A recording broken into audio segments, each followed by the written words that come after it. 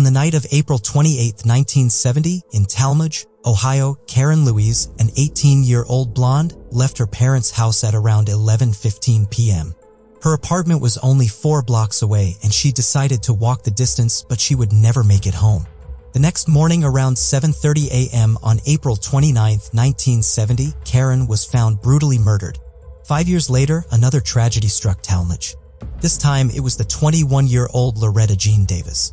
Loretta had returned home from a date just past midnight on September 27, 1975. Later, she left a note for her parents telling them that she was going out to grab a bite. Loretta never returned home and her body was discovered by a motorist on September 28, 1975. What really happened with Karen and Loretta? Was this the work of a single person, or were there multiple killers loose on the streets of Talmadge? The mystery has finally been solved after a wait of 50 years. Today, we will be looking at the cases of Karen Benson and Loretta Davis, who finally got justice 5 decades after their brutal assault and murder. But first, if you haven't subscribed to our channel, please hit the subscribe and like buttons. Now, without any further ado, let's dive into the mystery. Talmadge is a city in eastern Summit County, Ohio, United States. It has a small district in Portage County and is a suburb of Akron. Although the city has beautiful scenic geography, it is not considered to be a very safe city. It is safer than only 26% of the U.S. cities, and the chances of being a victim of a violent crime in Talmadge are 1 to 872. And it was here where 2 such violent crimes took place in the 1970s, to which Karen and Loretta fell victim. Karen Lewis Bence, born August 1, 1951, was the daughter of Mr. and Mrs. Leland Bence. Her loved ones used to call her Siren, an affectionate nickname. Karen had a sister named Sandra and a brother named Jerry Lee, who was the youngest sibling. Both Sandra and Jerry had a close bond with Karen and looked up to her. Karen's best friend, Patricia Statler, used to stay right behind Karen's parents' house on Arlington Street. Karen and Patricia went to Central High School together. However, Karen never graduated and had to drop out in 1967 as she had gotten pregnant. That same year, Karen gave birth to a girl and named her Lori. Karen was also married to a man named Dave Groves for a short time. Karen was an attractive 18-year-old, 5'4" blonde back in 1970. She stayed in Talmadge, sharing an apartment with a secretary at 56 North Arlington, where she had moved in March 1970. Karen was working 2 jobs to show her parents that she could make it on her own too, while Lori was staying with Mr. and Mrs. Leland Benson. Karen used to work 7 hours at Lawson's on South Main Street near Wilbeth Avenue and 4 hours at the Red Barn across from the City Hospital on East Market. At the time, Karen had a 20-year-old boyfriend named Bill Schad, who was a student at Akron University. Sandra described her sister Karen as a beautiful and kind person who was also a caring mother and sister. Karen had a normal day on April 28, 1970. She first worked her shift at the Red Barn and then at Lawson's. After completing her shift at Lawson's, Karen went to her parents' place at 56 Judith Street around 10 p.m. She had come home to pick up her plain white uniform, a girdle, stockings, and penny loafers. Karen used to work for long hours at a stretch and usually didn't have enough time to do her laundry, so her mother used to wash and iron her clothes and uniforms for her. After collecting her things around 11:15 p.m., Karen left for her apartment at 56 North Arlington Street, but she never arrived there. The following day, on April 29, 1970, around 7:30 a.m., Karen's body was spotted by a motorist named Coleman just off the Indian Hills Road, 6 miles from her apartment. Pinkston was driving through the elusive Talmadge woods when he found her. He drove up to Ben Ware's house, who stayed nearby, and telephoned the authorities. The police found Karen's body face down, fully clothed, along the Indian Hills Road. She had been stabbed 12 times in the chest with a knife and also been strangled. Some of the stab wounds had gone so deep that they pierced her lungs and heart. The strangulation had left hemorrhaging throughout her face, mostly around her eyes. The police didn't find any semen or any injuries consistent with a sexual assault, although it did appear like there had been an attempt of sexual assault on Karen and the killer might have struck her with a knife when she retaliated. The killer's DNA was found under Karen's fingernails, which indicated signs of struggle. She was wearing a light-colored jumpsuit, a yellow spring jacket, and sandals. Captain Jerry Knapp noticed a set of tire tracks near the body and determined that Karen had been dropped off from a vehicle after being stabbed. There wasn't a purse or any identification papers on Karen. Sergeant David Williams traced her identity through initials on a Central High Class of 1969 ring found on her finger. On East Avenue, which was less than a mile away from where Karen's body was found, the police discovered the girdle, worn penny loafers, stockings, and one of the dresses Karen was carrying. There were no bloodstains on any of the items found. The police assumed that the killer might have thrown these items out of their car when fleeing the crime scene.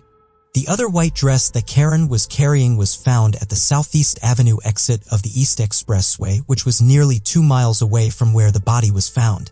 The Talmadge Police Department joined hands with the Akron Police Department to work together on this case and try to put the culprit behind bars.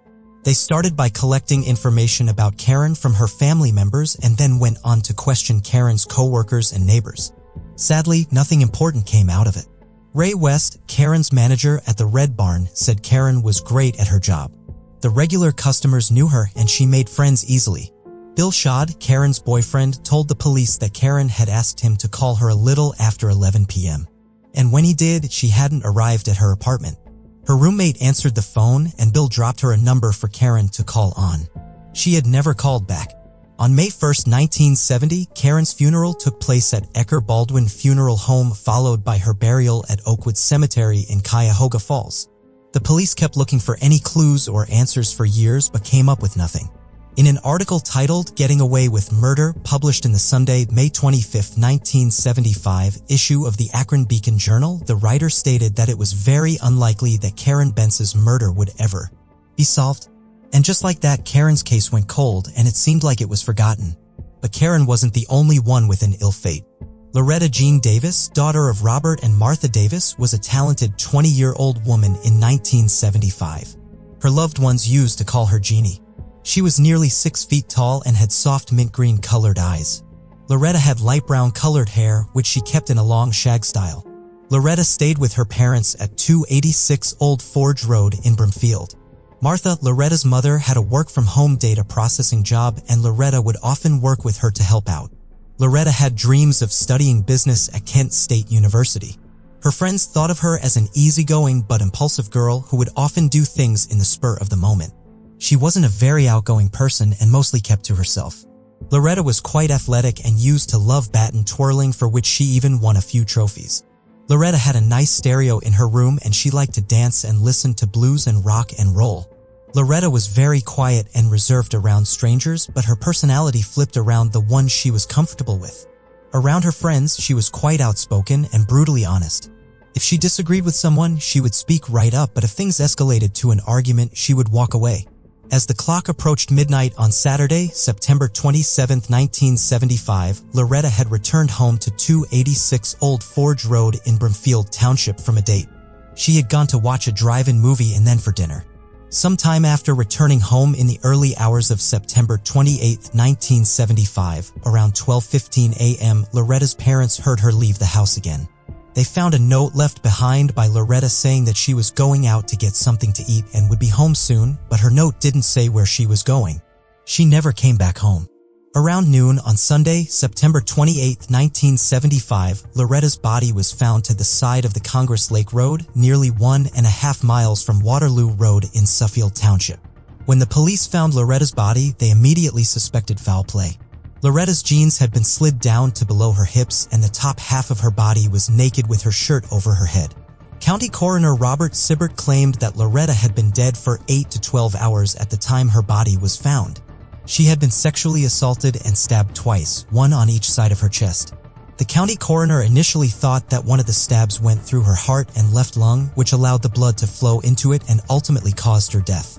When Loretta's autopsy report arrived, the cause of death was ruled as a stab to the heart. A small black-colored plastic piece, which was believed to have been a part of a knife handle, was found stuck in her blouse. There were also red fibers tangled into the soles of her shoes. Victor Biasella, an investigator, noticed grooves in the dirt near Loretta's body, which suggested that she had been dragged to the location where her body was found. The investigators were sure that Loretta had been killed in a different location and then brought to Congress Lake Road. The police started the investigation by interviewing Loretta's close ones. One of Loretta's close friends who didn't want to disclose her identity told the police that Loretta might have gone to her favorite bar, Filthy McNasty, at 200 South Deep Easter Street, but they start closing at 12:30 a.m., so she couldn't possibly have made it there in time. The other place she thought Loretta could have gone to was Bordenberger in Kent at 1550 South Water Street. That is where she would always go. But all this information from Loretta's friend led the police nowhere. Even after searching through multiple places throughout the city, the police didn't find anything. A few days later, a tip came in telling the investigators that Loretta was seen in the early hours of the morning of September 28, 1975, around 2 a.m. She was seen with an unidentified man at Talmadge Auto Parts on Southeast Avenue in Talmadge before she was killed. When the detectives arrived, they found an unlocked Plymouth Duster, Loretta's car, with her purse and personal items resting on the passenger seat. For months, there were no new leads or suspects in Loretta's case. But in 1965, the police questioned Gustav Safras, a local man who had been in and out of prison for multiple sexual assault charges. Upon being interrogated, he denied even knowing the victim, Loretta Davis. Slowly, the progress in Loretta's case started to decay and her case went cold too. Loretta Jean Davis was buried in Roseland Cemetery, Portage County, Ohio. Karen and Loretta's cases had been cold for a long time, but in 2013, the police department found a piece of key evidence and determined that both cases were connected. Detective Williams said that he couldn't specifically discuss the evidence but credited the new technology, a fresh set of eyes, and great detective work. Although the police department didn't say much about this piece of evidence, Captain Doug Bohan went on to disclose that they had found DNA of the killer under Karen's fingernails. Due to technological limitations back in the 1970s, they couldn't examine this to get the information they needed to hunt the killer down. But now, with the advancement in science, they were able to send this evidence for examination, and it was used to extract the killer's DNA sample. It was now a waiting game. The Talmadge Police Department was eagerly awaiting the results of the test of the new evidence. Meanwhile, they left no other stone unturned and went through the case files twice to see if there was anything else that they had missed out on, but years went by and nothing important came up. After a long wait in 2019, a DNA sample of the killer was developed. When the police ran the DNA sample through their database, they found a match which led them back to Gustav Safras, the man who had been in and out of prison multiple times for sexually assaulting a number of women. On digging a little deeper, the police found more information on Safras's criminal history and that he had already been questioned back in 1976 regarding Loretta's murder. Going through Safras's long history of crime, the police were sure that this man was most likely the killer. They believed that even though he had escaped jail time previously, they had enough evidence to put him behind bars for good this time. Captain Doug Bohan, who had worked in Talmadge Police Department in 2000, retired in 2022 after serving about 22 years. Even after his retirement, he stayed committed to Karen and Loretta's case, hoping that he would finally solve it one day, and that time had finally come. With a team of highly skilled officers like Dave Chakala, Captain Doug Bohan was now determined to send Safras behind bars. Gustav Alexander Safras was born on July 23, 1944, in Akron, Ohio, United States. He grew up in Goodyear Heights with his parents and a younger sister. His parents owned Safri's Restaurant, a popular and busy 24-hour steak and eggs place. Safris went to East High School and then later joined Akron University. However, he dropped out from the university and had to join the Army as the Vietnam War had escalated. In 1965, Safris was a private first class with the 82nd Airborne Division at Fort Bragg, North Carolina. When he returned, he had a tattoo on one of his arms bearing death before dishonor. Upon his return, Gustav struggled with multiple jobs and didn't stick to anyone for long. In 1972, Gustav got married and moved to Huntington, West Virginia, but even his married life was short-lived as his wife filed for a divorce in 1974 and separated from him. They never had any children. Safra landed a job as an auto salesman in 1975. Gustav's acts of crime spanned from 1970 to 1991. Safras was no stranger to the world of crime, and the list of his vicious acts kept going. In March 1970, Safras was given 2 years probation for sexually assaulting a woman he was on a date with. He pleaded guilty to lesser charges as part of a plea agreement.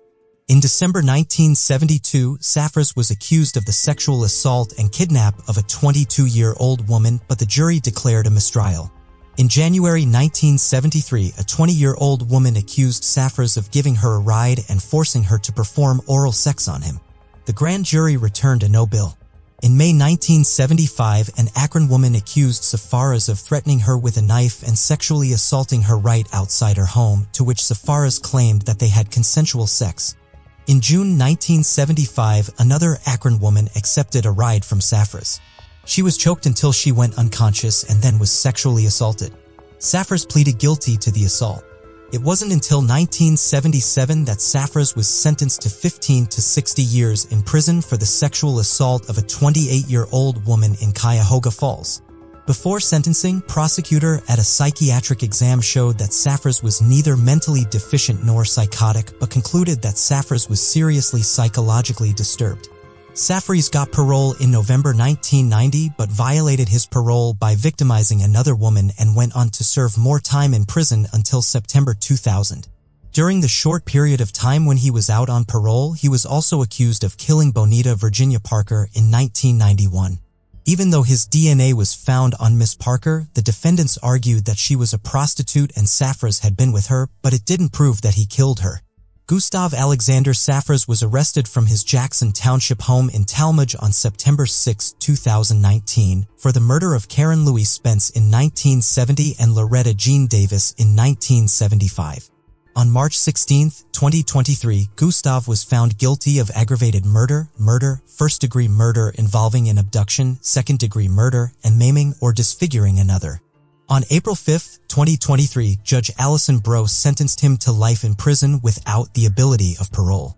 Mr. Safaris, on count 1 murder in the first degree, I'm sentencing you to a period of incarceration, 15 to life. I'm sentencing you to life without the possibility of parole. With the murder of Loretta Jean Davis. And count 1 is with regard to the murder of Karen Benson. And he is currently being held as an inmate in Summit County Jail. Even though Gustav Safaras was arrested and indicted in 2019, he was charged according to the laws that would have been in play at the time the crimes were committed. Sandra Utterbach, Karen Benson's sister, who is now 71 years old, was present virtually at the sentencing. She was relieved to see her sister's killer finally face consequences for his actions. Sandra also got emotional during the sentencing, thinking of her sister, and had some words to say to Safaras. Sandra Utterbach, Karen's sister, gave everyone the insights of what actually happened in her family after Karen's untimely departure. The brutality in Karen's case drove her family members to an unstable mental state. She remembered that her father had a nervous breakdown and nailed all the windows shut in their house, fearing for Jerry Lee, Karen's brother, and Sandra's safety. He wouldn't let any of his kids out of his sight anymore. Their mother turned into an alcoholic just to numb herself from her feelings, which eventually pushed her into depression. Sandra stated that at a very young age, she had to give up on her childhood and start taking care of Jerry and Lori, Karen's daughter.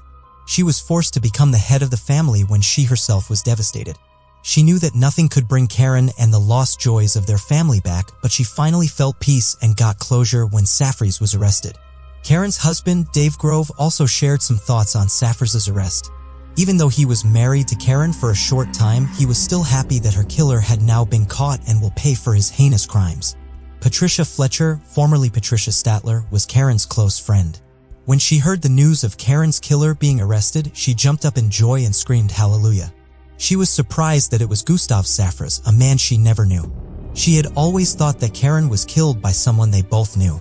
She remembered hearing about Karen's murder from Mr. and Mrs. Leland Benson. She was scared and moved away in the next few days. She feared that the killer might know her too and she might be next.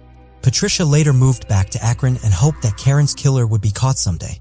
She still has an old photograph of her and Karen that helps her to keep their memories together alive. The Talad Police Department stated that Safaras' capture was one of the proudest moments in TPD history and most likely the greatest individual achievement. Retired Captain Doug Bohan believed that the sentence Safaras got was appropriate and long overdue. Safaras had walked free for a very long time, and it was about time they arrested him. He hoped that all the police departments take a good look at all the cold cases they have because they might find an important clue that was not noticed before. Karen Benson and Loretta Davis's murders left their ones in shock for 50 years. Thankfully, with the help of detectives like Doug Bohan, who never gave up looking for Karen and Loretta's killer, the case was finally cracked. This kind of dedication and hard work from the police department will hopefully become the key to tracking many of the other cold cases in the future. Do you think Gustav got away with any more assaults or murders that went unnoticed? Do you think Gustav has any remorse for the crimes he committed? Let us know your thoughts in the comment section. It was just 2 days before Jerry Martin's 4th birthday when tragedy struck. On that fateful day on July 9, 1945, a mysterious woman approached Jerry and his older brother Tom, who was 6, and lured Jerry away with her. For years, the boy remained missing and his family eventually accepted the worst. But after 74 years, a very shocking revelation emerged from an entirely unexpected source. How did this revelation come to light after so long? Why did it take 74 years? Let's unravel the mystery together. But first, if you haven't subscribed to our channel by now, please consider hitting the subscribe and like buttons. Let's dive into the mystery without further ado. Today's case takes us to Manhattan, one of the 5 boroughs of New York City and the one with the highest population density of them all. The Hudson East River and Harlem Rivers encircle Manhattan Island, which marks the majority of the area. It is the core of the Big Apple, one of the biggest commercial, financial, and cultural areas in the world. The Empire State Building, Times Square, and Broadway are some of its most recognizable landmarks. Manhattan has been described as the cultural, financial, media, and entertainment capital of the world and holds the United Nations headquarters. The majority of the world's art auctions are held at various art galleries and auction houses in Manhattan, which also acts as the hub of the international art market. It is in this bustling metropolis that our story begins today. July 9, 1945 was a warm summer day and 2 young brothers Tom and Jerry were riding their bikes together near their home in Manhattan. As they were pedaling along, a mysterious woman approached them and offered them some candy. While Tom was hesitant and refused the offer, his younger brother Jerry couldn't resist the temptation and eagerly accepted the treat. The woman then took Jerry by the hand and promised Tom that they would return shortly. However, as the hours ticked by, there was no sign of the woman or Jerry. Tom freaked out and ran to inform his parents that his little brother had been kidnapped. Their parents became increasingly worried and contacted the authorities, launching a frantic search for their missing son. Despite extensive efforts, Jerry was never found, and his disappearance remained a mystery that haunted Tom and his family for the rest of their lives. The pain of losing a child in such a sudden and traumatic way was unimaginable, and the Martin family was forever scarred by this tragic event. Harold Martin and Nancy Martin were the parents of the 2 boys, Tom and Jerry Martin. Unfortunately, the couple had already separated at the time when Jerry disappeared, leaving the family shattered and distressed. Adding to the complexity of the situation, Harold had remarried and had a 1-year-old daughter named Mary, which created further ambiguity around Jerry's disappearance. Police wondered whether one of the parents had taken the boy due to a personal dispute. Despite the circumstances, Nancy maintained her innocence and insisted that she had nothing to do with Jerry vanishing. Her family stood firmly by her side, never doubting her claims. However, as time passed, the mystery of Jerry's disappearing remained unresolved, and the family was left to pick up the pieces and move on with their lives. Months turned into years, and before they knew it, decades had gone by with no sign of Jerry. The Martin family never gave up hope that they would one day be reunited with their beloved son and brother. But as the years went on, that hope began to fade. Harold and Nancy passed away, leaving their son Tom to continue the search for Jerry. Determined to find his long-lost brother, Tom spared no effort in his quest for answers. When DNA testing came about in the 2000s, he submitted his DNA for ancestry testing, hoping that the results would provide some clues as to Jerry's whereabouts. Tom remained optimistic even though the search had been going on for so many years. He knew that if there was a chance that Jerry was out there, he had to keep looking. The Martin family's story is one of heartbreak and perseverance. The loss of a child is something that no parent should have to endure, and the fact that Jerry's disappearance remained unsolved after all these years was a tragedy. Nevertheless, Tom's unrelenting commitment to finding his brother served as a testament to the enduring love and resilience of the human spirit. In 2007, a breakthrough came when No. 1 expected it. In order to determine which of her triplets were identical siblings and which was the fraternal sibling, Audrey Bell, a 51-year-old Long Island mother of triplets, bought a 23andMe testing kit online in 2017. Bell was surprised to discover through the 23andMe DNA test that she was not of Italian descent, as she had been led to believe by her parents all her life. Instead, the test revealed that her genetic makeup was of Irish, Scottish, and Spanish origin. Audrey was puzzled, especially as her father, Richard Paul Modesto, had always proudly identified with his Italian heritage. Audrey asked her parents about the results, but they were also confused, and so she decided to move on with her life. Although Audrey had always been informed that her ancestors were from Southern Europe, the results stated nothing about Italy.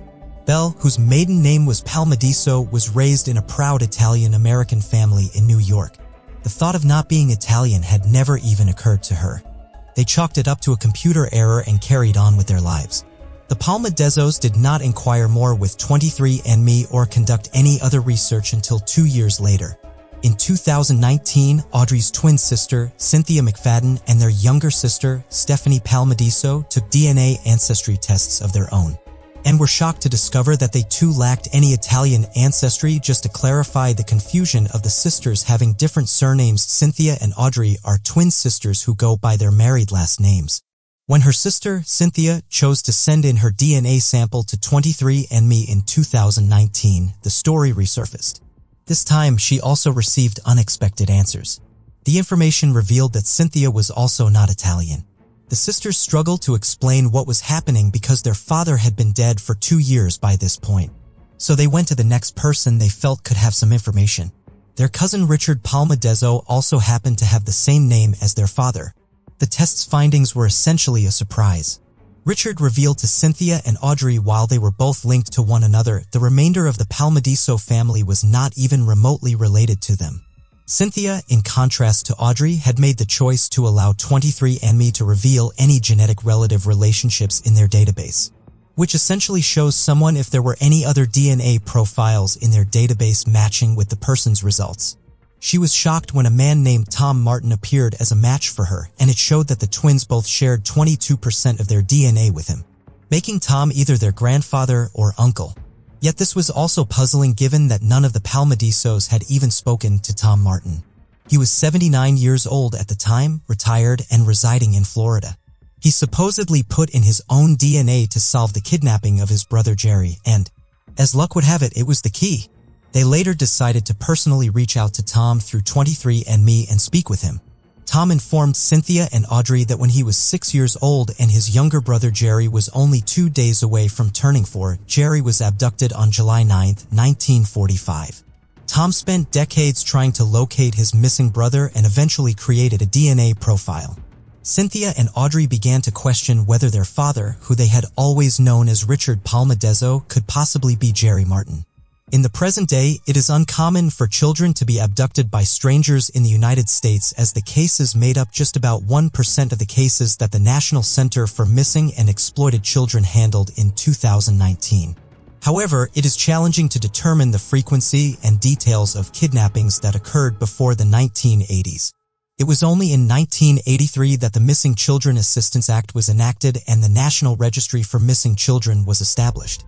What is known is that during the first half of the 20th century, infant and children abductions occurred frequently primarily for the purpose of black market adoption and sometimes directly by women who were unable to conceive and wanted to become mothers.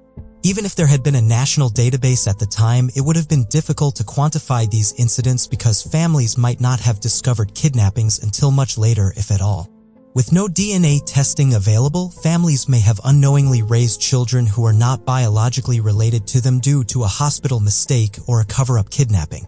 During the first half of the 20th century, the typical kidnapper profile was a woman who was unable to have children and felt societal or partner pressure to have one. Cynthia, suspecting that Jerry Martin may have been Richard Palmadezo, asked her brother-in-law who worked in law enforcement to investigate the cold case. However, the family was informed that the file may have been destroyed in a precinct fire. This New York Daily News article was one of the pieces of evidence the twins found with details of the kidnapping. As they got to know Tom better, they discovered more similarities and clues that supported the DNA results. After exchanging photos, the twins realized that Tom and Richard had a remarkable resemblance. During their first meeting with Tom in person in 2019, they found out that the similarities did not end there. They were surprised to discover that Tom shared the same interests as their father, such as coconut cake, movies, and acting. Moreover, Tom had some headshots from his younger years indicating his interest in acting. Even though everything seemed to be in order, the question remained, if Richard was indeed Jerry, did the Palmadezos know he had been abducted? Who knew what and how long had they known? Richard Palmateso's birth certificate states that he was born on May 31, 1943 in Staten Island to Isabel and Angelo Palmateso. Prior to his birth, Isabel and Angelo had no children together. However, Isabel, who was in her 40s, had 2 daughters from a previous relation who were already in their 20s. Despite having 2 grown children from a previous relationship who was in her 40s and had never given birth to a child with, Angelo was desperate to give him a child. Before Angelo's September return from the war, she allegedly grabbed Jerry and brought him to their house in June. Isabel informed Jerry that he was now Richard and that he was only 2 years old, not 4. She altered a birth certificate to have his date of birth set to 1943. Please keep in mind that this whole narrative has been theorized and it is best to take it with a grain of salt. Although this was a startling revelation to the sisters during their meeting with Tom Martin, Richard Palmadiso, their father's cousin, thought it was nothing new. He asserted that Richard, their father, was the only member of the Palmadiso family who was uninformed that their father was not a blood connection. The rest of the family understood the truth, according to him. Richard explained to the sisters how their father was shunned by Isabel as a youngster and prevented from speaking at the dinner table. Their father, therefore, developed anxiety which he carried into adulthood. None of his family members, including Angelo, who passed away when their father was 26 years old, made an effort to stay in touch when he finished school and moved away. Richard's daughters had a theory that Isabel's wife may have become pregnant with a child just before or Angelo left for World War II and possibly had a miscarriage or lied to Angelo about being pregnant. With Angelo's return in sight after the Nazi surrender, they speculated whether Isabel felt the need to produce a 2-year-old son for him and whether she decided to kidnap Jerry for that purpose. It was suggested by the sisters that Isabel may have kidnapped a child to raise as her own, but they were unable to prove their theory. According to this theory, Isabel's actions were not typical of cases where women kidnap infants to make their husbands believe the child is theirs.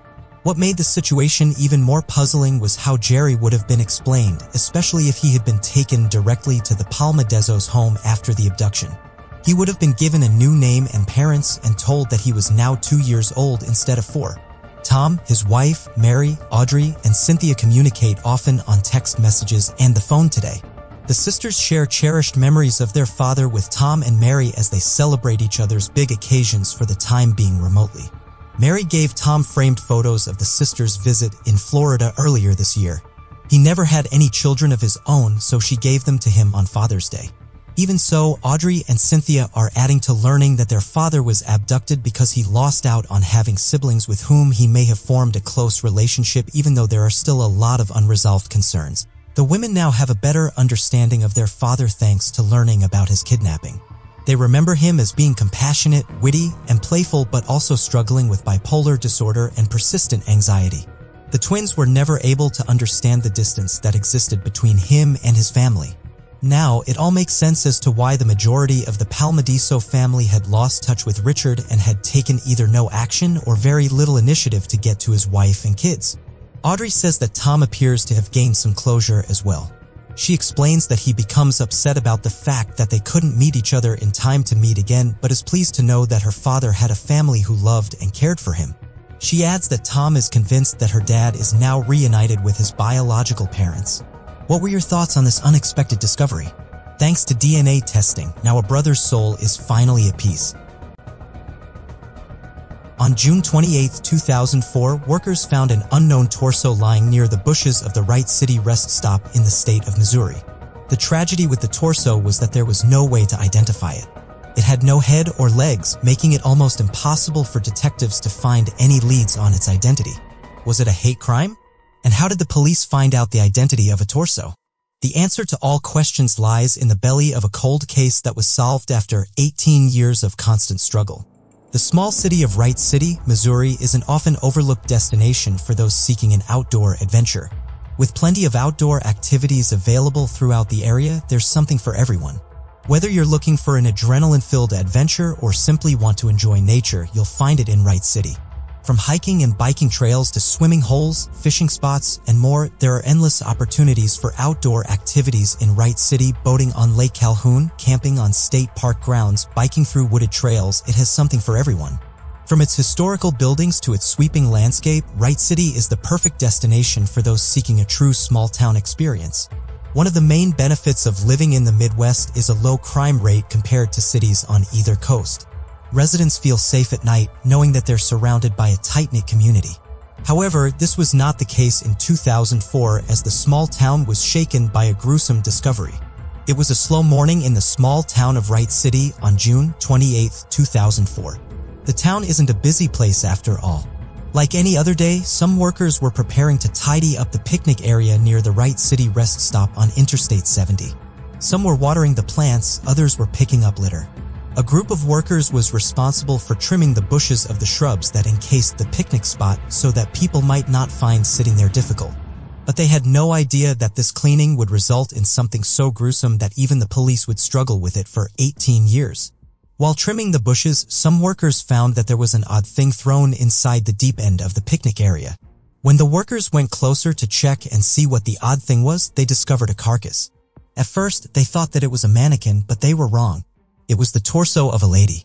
The whole body was not in place. The only thing that the workers could see was a torso without a face, hands, or even legs. They knew that everything about this was wrong and called the police on the spot. When the police came, they discovered that the torso was wearing a black bra and had 2 surgery marks near the abdomen. The police quickly theorized that these marks were likely from a cesarean procedure or an appendectomy. As the police spread in the area, they started looking sporadically for other clues nearby. While searching, some police officers found a knife nearby that had foreign DNA on it. The police also found DNA on the torso that did not belong to the victim. Now, the police believed that this foreign DNA was likely that of the killer. But the only problem was that there was no way to identify the victim. The police looked around for the other dismembered body parts of the torso around the whole city, but they couldn't find any. It was as if each part of the body had been cut off and disposed of in different cities altogether.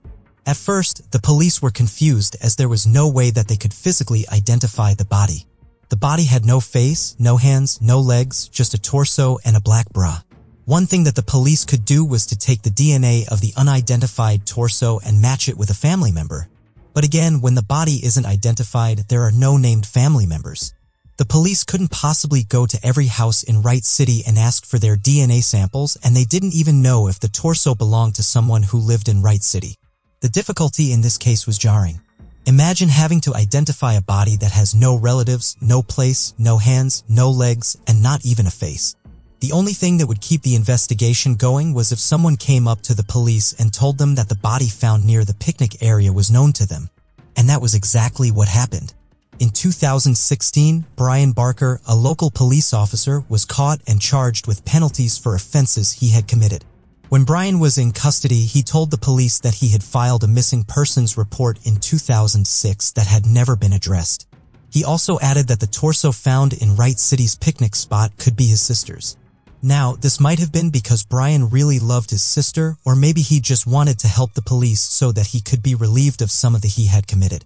Earlier in 2006, Brian Barker had gone to the police and told them that his sister had been missing for 2 years and that the police should file a report. The police did so.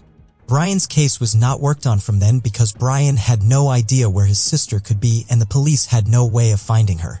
But Brian Barker's story did not end there. Brian Barker was a notorious police officer. He had committed a lot of offenses on duty and would continue to do so for years to come. During 2009 to 2014, the Edwardsville Police Department received many complaints regarding business-related burg. These complaints averaged out to be almost 24 a year.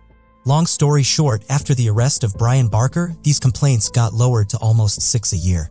It was because Brian, apart from being a corrupt police officer, was also a goon. His trick was to use his police badge to intimidate people and commit fraud or larceny. He was said to have stolen firearms and also committed residential burglaries around the area. For his grievous conduct, the court ordered a 40-year sentence to the 43-year-old Barker.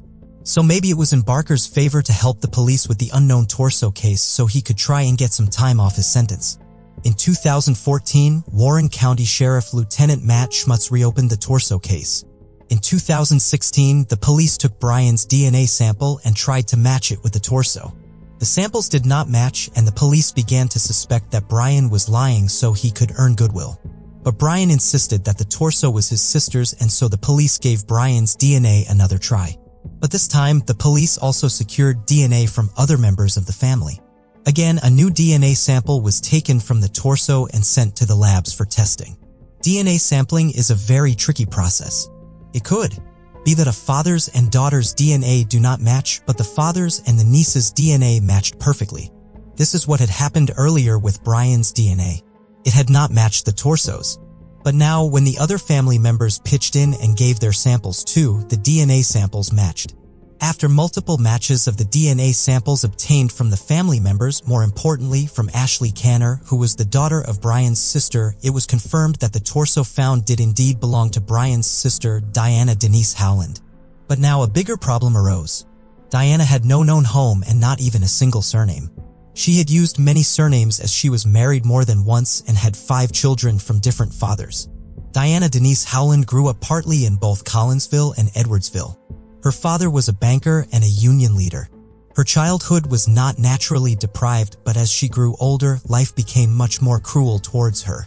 Among other things, she also fell into the gruesome trap of drug addiction. Gradually, she started becoming one of those family members that go out too often and come home very rarely. As an addict, she had no money to support herself. And with the rise in police forces all over America, the buying and selling of drugs also became a costly job. It was inevitable for Diana to fall into poverty. She knew that she would never be able to support her family, and thus she never stayed with them. What was more important for Diana was to support herself, but with her addiction issues, even that was becoming more and more difficult. Poor Diana chose the hardest way to survive. She chose to become a prostitute. Prostitution seemed like the only way for her to survive while buying drugs in a small town. All through her adult life, Diana was involved with many men who would find her explicit jobs so that Diana could make more money. Her job and her lifestyle were both notorious, and so Diana also had many run-ins with the police. Due to her habits, she also went to jail multiple times. Her daughter, Ashley Canner, said that Diana's trips to jail were so frequent that it almost became easy for her to survive jail. Diana, whenever she would get out of jail, would make sure to make time for her children and meet them. They would have dinner together, and Diana would leave soon after. Ashley, despite being away from her mother for most of her life, cared about Diana deeply, and she could tell that Diana loved her too, even though she was hardly around. She said that Diana never forgot her birthday and would call her every year. Before Diana went missing, she promised Ashley to show up for a play Ashley was acting in. But Diana never came back the day after, and Ashley knew that something had gone wrong. Howland went by several names, including her maiden name Diana Barker, as well as Diana Canner and Diana Froelich. Court documents report that she was born in Belleville, married in 1991 with at least 2 children before divorcing 4 years later. Her family couldn't be reached or preferred not to comment. According to Captain Dan DeCarli of the Major Case Squad of Greater St. Louis, Howland led a transient lifestyle and was estranged from her relatives. She was last seen around Granite City and East St. Louis as well as Alton before her disappearance in May 2004. Exploring the ancestry and relations of a missing person isn't new for the State Police of Missouri. Recently, a decade-old case of a missing person named T.J. Emily was solved using the genetic genealogy program. On the night of March 25, 1990, T.J. Emily left his home for a walk, but he never returned. A missing persons case was filed in the same year, but nothing was found, just like in the case of Diana. 2 years later, on March 7, 1992, a skeleton was found in an old abandoned building. The police tried to identify the DNA of the skeleton but couldn't do so. Years later, the case was reopened and the police collaborated with an NGO called the DNA Doe Project through a rigorous process. After 20 long years, the police found out that the skeleton was T.J. Emily. Another terrible case was solved in 2019 using genetic genealogy. In 1993, 9-year-old Angie Hausman went out of her house but never came back.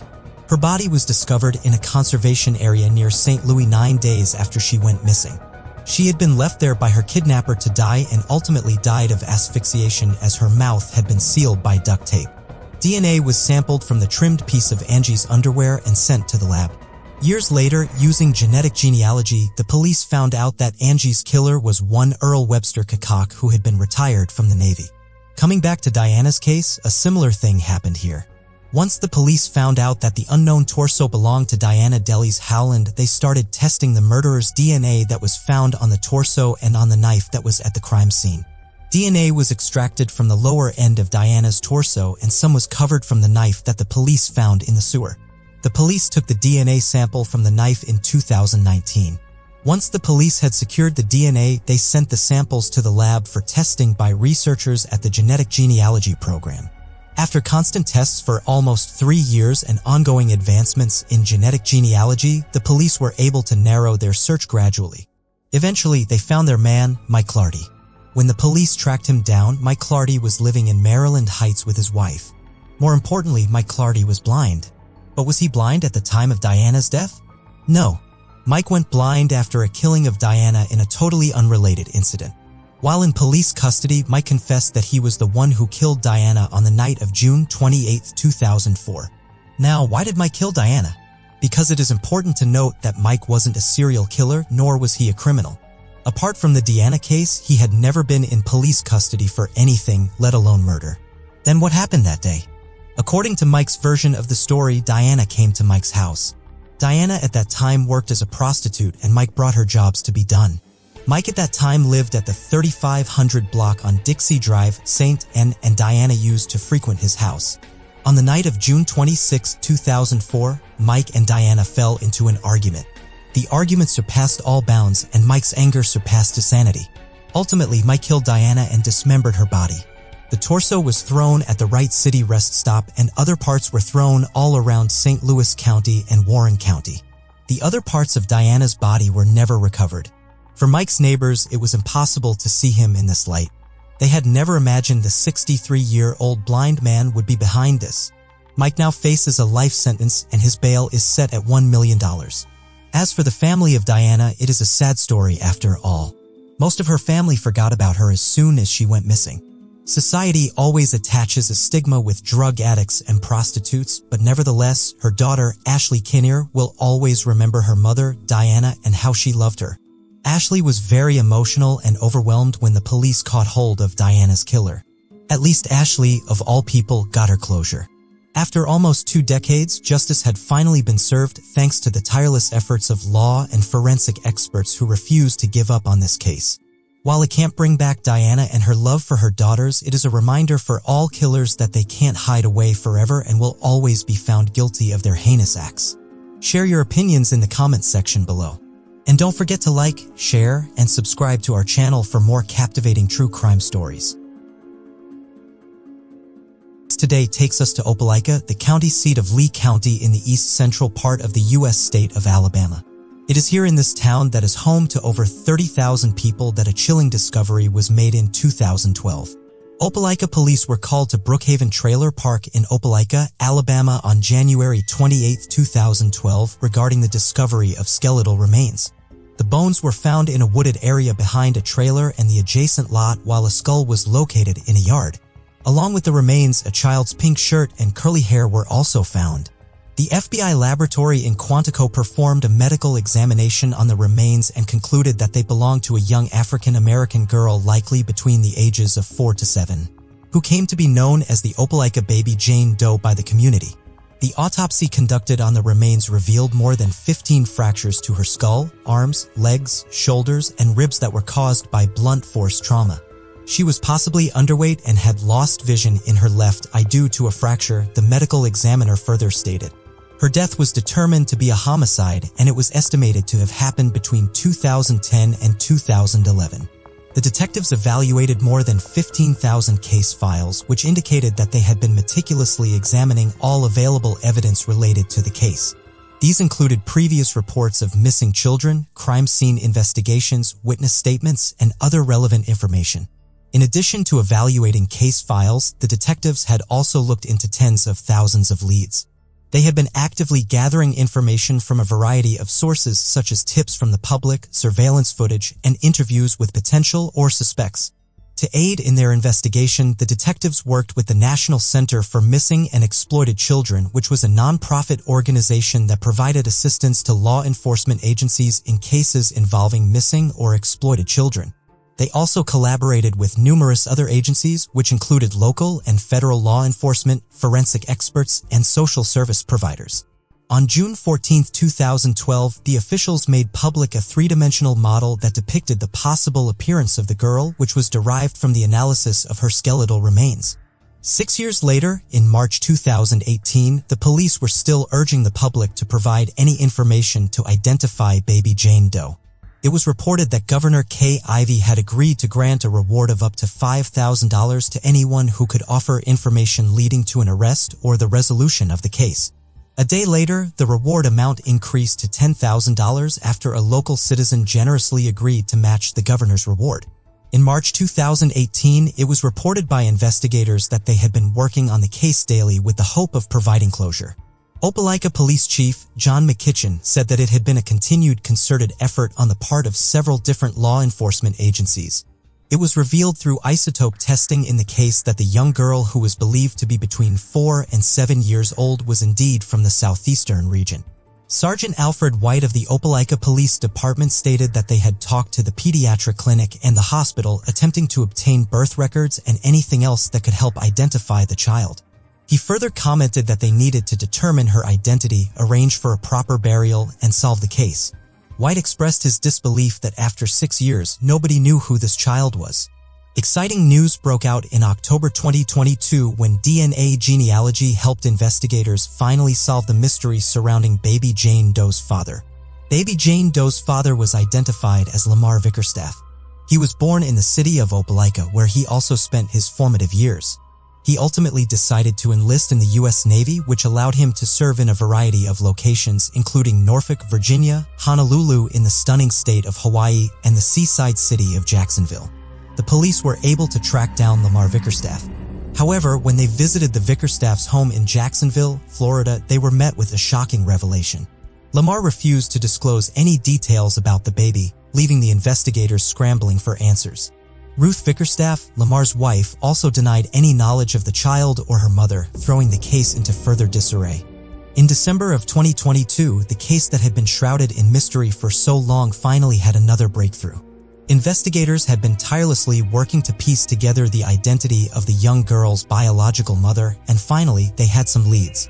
After narrowing down the possible matches, they discovered a woman by the name of Sherry Wiggins to be the girl's birth mother. But that wasn't all. Sherry Wiggins confirmed that she had, in fact, given birth to the child in January of 2006 and named her Amore Jovia Wiggins. This revelation was like a ray of sunlight shining down on the long and dark road that investigators had been on. They finally had a solid lead to follow. However, there was still more to the story. When she was just 19 years old, Sherry Wiggins crossed paths with Lamar Vickerstaff, who was 35 and serving in the Navy. They eventually moved in together after finding out she was pregnant, but Vickerstaff's family wasn't happy about their unwed status, which didn't stop Sherry from making the relationship work. She gave birth to the child in January 2006 and named her Amore Jovia Wiggins. Wiggins realized things were getting dangerous when Vickerstaff became physical with her during an argument. She moved out, but Vickerstaff didn't step up to be a father to their child. Wiggins took him to court for child support, but later had a change of heart due to her own legal issues. She believed her daughter would be better off with her dad and stepmother. She claimed that by 2013, the court had notified her that all of her appeals had been heard. Sherry claims that since 2009, she has been obligated to pay child support, and the only way she could maintain contact with her daughter was to do so. Wiggins expressed that she had felt that they had made her feel so bad about herself and that despite her efforts, the doors had kept being closed. She also mentioned that she had felt like the best she could do was to live out her financial obligation, which she had never stopped doing. Wiggins added that she had thought that one day she could tell her daughter that she had never given up on her and that all she could do was to take care of her financially, which was what she had done. She further stated that if she couldn't do anything else, she could still support her child financially. Sherry had no idea that her daughter was in danger. She believed Lamar and Ruth Vickerstaff had brainwashed Amore to hate her, but she had planned to rekindle their relationship when she turned 18. Regrettably, that didn't happen. In short, this was a crucial turning point in the investigation, a moment of both relief and curiosity. Finally, there was a name to put to the face of the young girl and a starting point for investigators to unravel the mysteries of her past. Detectives went on a mission to uncover the truth about baby Amore's disappearance, contacting schools and pediatric clinics across multiple states where the Vickerstaffs had resided. Shockingly, they discovered that Amore had never been registered in school or reported missing. This discovery raised more questions than answers, especially in light of the DNA reports that revealed previous injuries on the baby's body indicating that she had been abused and neglected.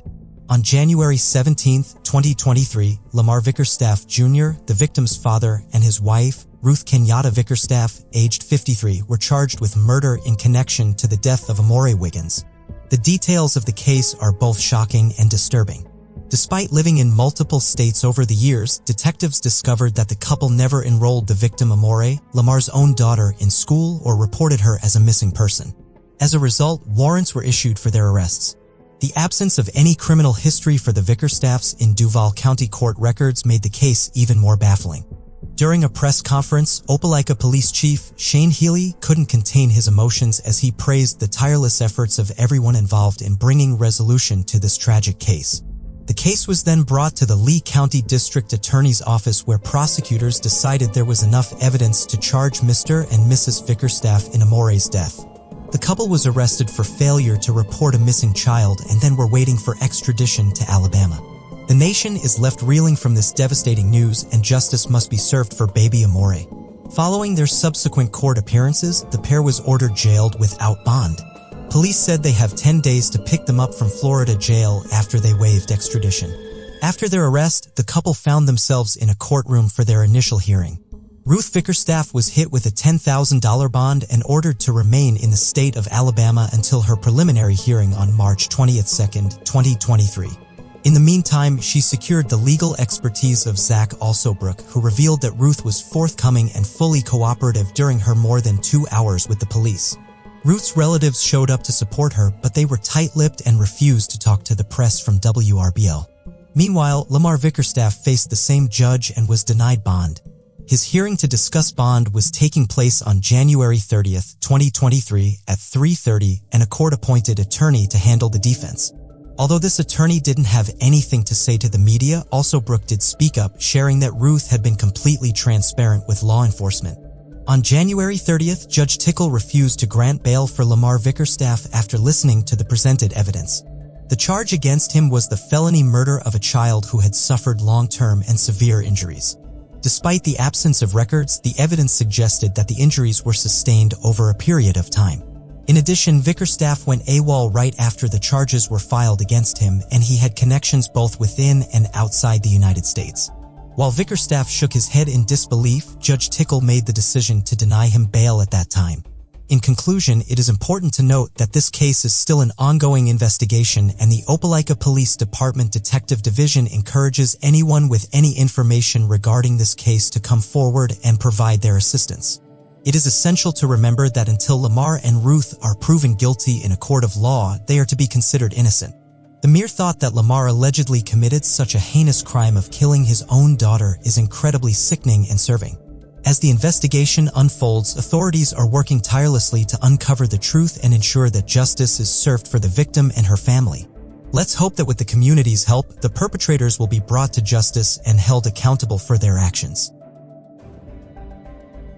Lexington, situated in central North Carolina, is a city with a population of 18,931 and is the county seat of Davidson County.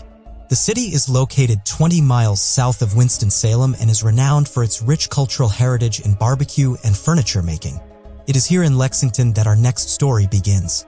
Mary Davis, a 29-year-old mother of two from Lexington, North Carolina, was employed at Lanier Hardware, where she worked tirelessly to provide for her family. Her dedication to her job was apparent in her commitment to delivering exceptional service to customers, ensuring that they had everything they needed for their projects. But Mary's story is more than just one of hard work and dedication. Her experiences and struggles are a testament to the resilience and strength of the human spirit. Despite facing various challenges in her personal life, Mary remains steadfast in her determination to provide a better future for her children. Her colleagues and customers alike were drawn to her infectious personality and positive attitude, making her a beloved member of the community. Mary's ability to connect with others and make them feel heard and understood set her apart and made her an invaluable asset to Lanier Hardware. In summary, Mary Davis was not just a hardworking employee at Lanier Hardware. She was a dedicated mother, a beloved member of the community, and a shining example of perseverance in the face of adversity. It was May 30, 1987, when Mary Davis was last seen at the Lexington Lanier's Ace Hardware store, where she had been working for a while. She had taken her lunch break and was expected to return to work, but she never did. Her family grew increasingly worried as the hours passed by without any word from her. However, the news that they received the following day was nothing short of devastating. The police informed Mary's family that her lifeless body had been discovered and she had been sexually assaulted and strangled to death. The culprit had mercilessly taken her life and left her to die behind when Dixie, a food and pharmacy store that was at the time at 802 East Center Street, a 20-minute walk from Davis's work. It was a tragedy that shook the small town to its core. Mary was a beloved member of the community, and her sudden and brutal death left everyone reeling with shock and grief. For the next 3 decades, the case remained unsolved, leaving behind a lingering sense of injustice and a haunting reminder of the fragility of life. At the time of the homicide, the investigators painstakingly collected all the evidence they could, hoping to find a clue that would lead them to the perpetrator. However, despite their best efforts, they were unable to make any headway in the case. Some DNA they found at the scene of the crime seemed promising, but unfortunately, the technology and DNA advancements available at the time were not advanced enough to unlock its secrets. The investigators were deeply frustrated, knowing that they were holding potentially valuable information that they could not decipher. However, they were wise enough to recognize that technology was advancing at an exponential pace and that it was only a matter of time before new breakthroughs would allow them to unlock the secrets of the evidence they had collected. So they carefully stored the evidence away, knowing that it could be a critical piece of the puzzle in the future. They knew that the day would come when new techniques and technologies would enable them to uncover the truth about the crime and bring the perpetrator to justice. 34 years went by and the evidence remained untouched and undisturbed, waiting patiently for the day when it would finally be analyzed. Finally, the day came when new DNA technologies and forensic techniques emerged, and the investigators eagerly took the evidence out of storage. As part of a collaboration with the North Carolina State Bureau of Investigation, Othram, a company specializing in genetic genealogy DNA analysis, provided a detailed explanation of the methodology employed in the case. According to their official statement, in the year 2020, DNA evidence was sent to Hotham Incorporated to investigate an unknown male suspect. The experts at Othram utilized forensic-grade genome sequencing to generate a comprehensive genealogical profile from the available DNA sample. Once the profile was constructed, Othram's genealogy experts analyzed it thoroughly to derive leads for the ongoing investigation. These leads were then provided to the investigators for further follow-up. As a result of the investigation, the suspect was identified and brought to justice. Therefore, it can be concluded that the expertise of Othram in collaboration with the investigators played a vital role in the successful resolution of the case. On February 8, 2023, the Lexington Police Department made a major breakthrough in a cold case that had haunted them for 36 years. Thanks to the advances in DNA technology, they were finally able to identify the suspect in the brutal murder of Mary Davis. The investigation had been stalled for decades, but the DNA evidence collected all those years ago provided the key to unlocking the case. After analyzing the evidence, authorities were able to positively identify the perpetrator as Russell Grantwood. Unfortunately, justice could not be fully served in this case, as Wood had passed away in 2013. However, District Attorney Gary Frank made it clear that if Wood were still alive, he would be facing charges of first-degree murder, first-degree kidnapping, and first-degree rape. The details of Wood's relationship with Mary Davis remain murky. What is known, according to Lexington Chief of Police Robbie Rummidge, is that the two were not strangers to each other. It's a tragic and unsettling reminder that danger can sometimes come from those closest to us. According to Rummidge, there is no known motive, and any speculation regarding it would be mere conjecture. On February 3, 2023, Davis's family received information about the news conference being held. Lori Martin, Davis's niece, shared during the news conference that they had been praying for years to find the person responsible for Mary's death. She expressed that the new information brought a sense of closure to the family, even though it could never bring Mary back. Tracy Cleary, Davis's daughter, wrote a beautiful poem in honor of her mother, which was read aloud at the news conference. In the poem, Tracy expressed her deep love for her mother and how much she missed her. She also shared her belief that they would be reunited in heaven one day. Mary's family had been eagerly looking forward to celebrating her 65th birthday with a joyous memorial service. The event was intended to honor the cherished memories of Mary and the profound influence she had on the lives of her loved ones. The murder of a loved one is one of the most traumatic events that a family can endure. The pain and grief can be overwhelming, and the lingering question of who is responsible can haunt a family for years. For Mary's family, the mystery surrounding the murder of their beloved mother was finally solved thanks to advances in DNA testing. The news brought them a sense of closure and a relief that they had been yearning for. They took comfort in knowing who the perpetrator was. They were grateful for the tireless work of law enforcement, the advancements in forensic science, and the closure it brought to their family. While the pain of their loss will never completely fade, they can finally find peace in knowing the truth and honoring their mother's memory. Our next case takes us to Los Angeles, one of the most well-known cities in the world, home to Hollywood and a great many stars. LA is the hub of Western entertainment, but with fame and celebrity also comes a darker side, and it was here in 1990 that a terrible crime took place. William Arnold Newton, born on July 26, 1965, had a career in the entertainment industry where he worked as an actor, director, producer, beautician, and set decorator. He performed in adult films with a focus on homosexual content, using the aliases Billy London and Billy Porter. Additionally, he produced such films under the name Bill E. London. Sadly, Newton was violently murdered, and his case gained notoriety as one of Hollywood's most infamous unsolved homicides. Newton was born in Eau Claire, Wisconsin, and attended school there until he moved to Ladysmith in 1979. In 1980, he and his mother relocated to Oklahoma City after his freshman year of high school. According to family accounts, Newton moved to California in 1984 and was working in the music video industry, doing makeup and choreography at the time of his murder. His father described him as a smart young man who was beginning to establish himself and make a good living, but also as someone who was restless and trying to find his way. Newton left home at 16 and traveled around the U.S. for 3 years before settling in Los Angeles in 1985, where he earned his GED in 1989. His friends viewed him primarily as a poet and artist and noted that he only worked on adult material for financial reasons. Newton's time at the Hollywood Spa was just the beginning of his journey in the entertainment industry. His relationship with David Ray not only opened doors for him in the adult film industry, but also sparked a creative partnership that would lead to the founding of London Ray Productions. As a producer, makeup artist, and set designer at London Ray, Newton honed his skills and gained valuable experience in the business.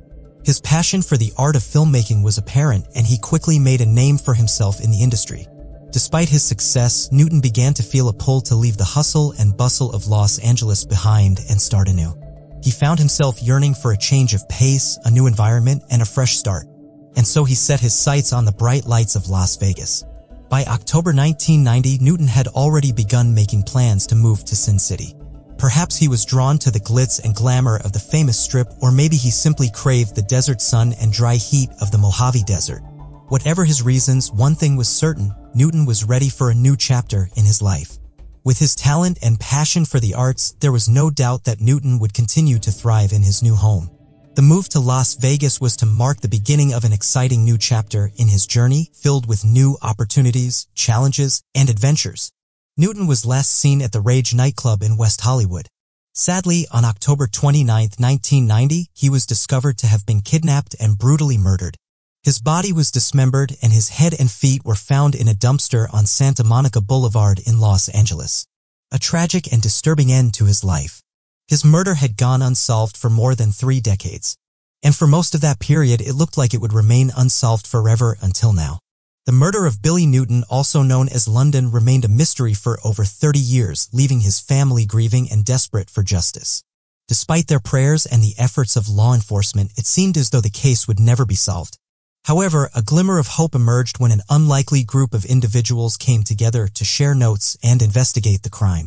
This team consisted of LAPD Detective John Lambert, documentarian Rachel Mason, and Christopher Rice and Eric Shaw-Quinn, who co-host the Dinner Party Show podcast. Through their years of painstaking research and dedication, they were finally able to uncover the truth about London's murder.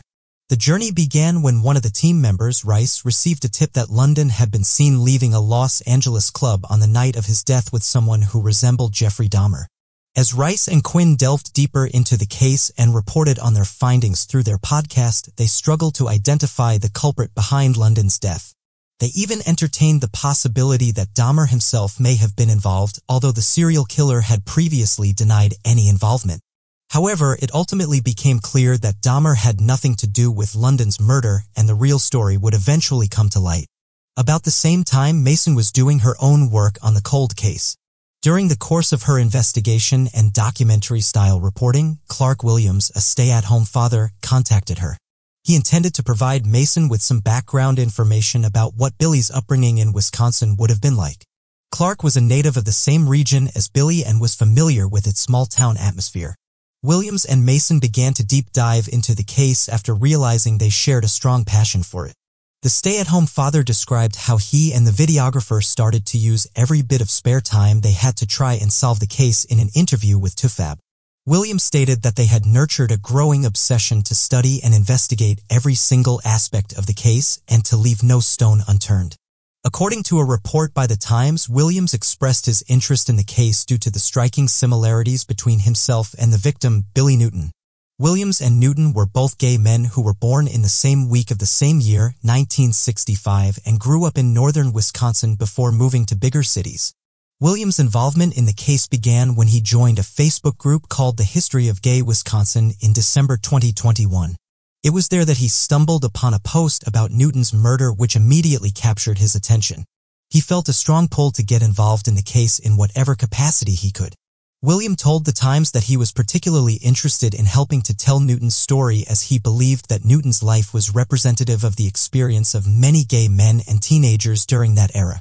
He hoped that by shedding light on Newton's story he could help to raise awareness about the struggles faced by LGBTQ+ individuals during that time period.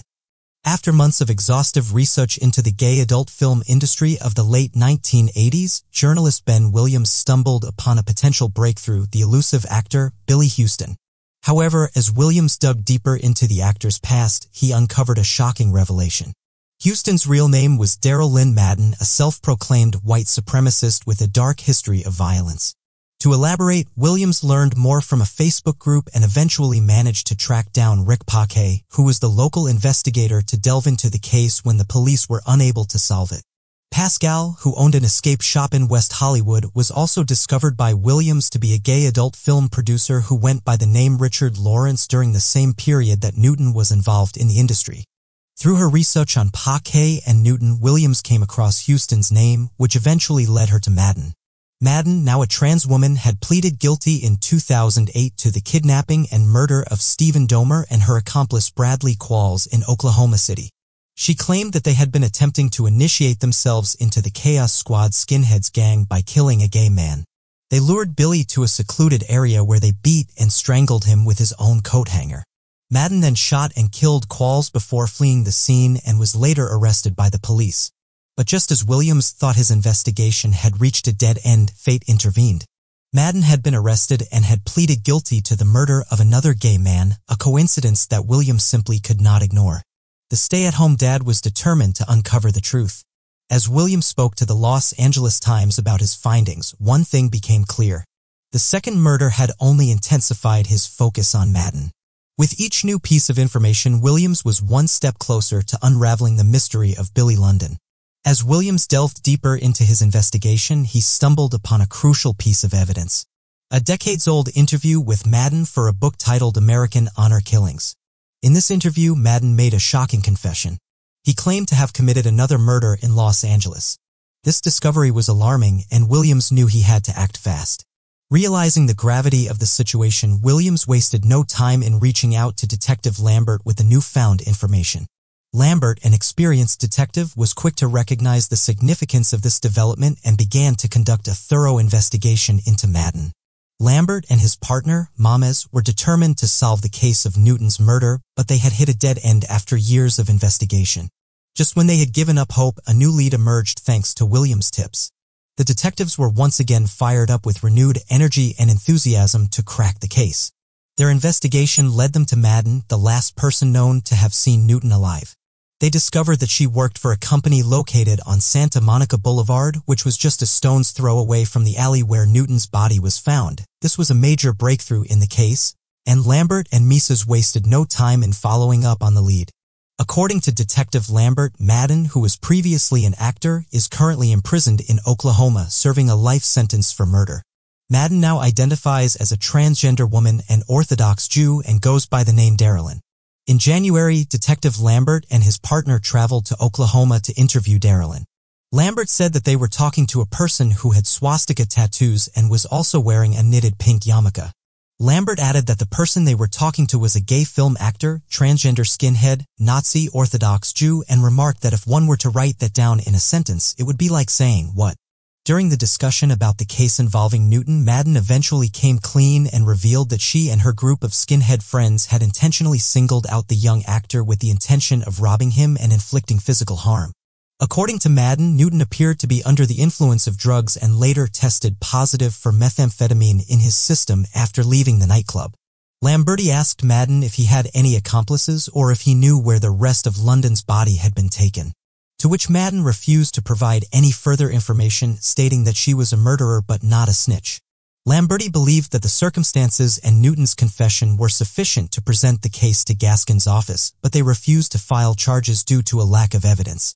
The New York Post reached out to Gaskin's office for comment but did not receive an immediate response, and Madden's representative was unavailable for comment. Although the Los Angeles District Attorney chose not to press charges against Madden, purportedly due to insufficient evidence beyond his confession, Lambert confirmed that his department is formally ending the inquiry with the consent of Newton's family. This suggests that while the DA did not find the evidence compelling enough to pursue legal action, the investigators involved in the case still believe that Madden may have been responsible for Newton's death. Nonetheless, given the lack of evidence, they have decided to cease the investigation, recognizing that there is no longer a viable path forward to pursue justice for the victim and their family. Williams, Mason, Rice, and Quinn are actively engaged in trying to identify the people who are suspected to have assisted Madden in carrying out Newton's murder. These individuals are determined to uncover the identities of these accomplices and bring them to justice. Despite any obstacles they may encounter along the way, they remain committed to their pursuit of the truth and ensuring that all responsible parties are held accountable for their actions.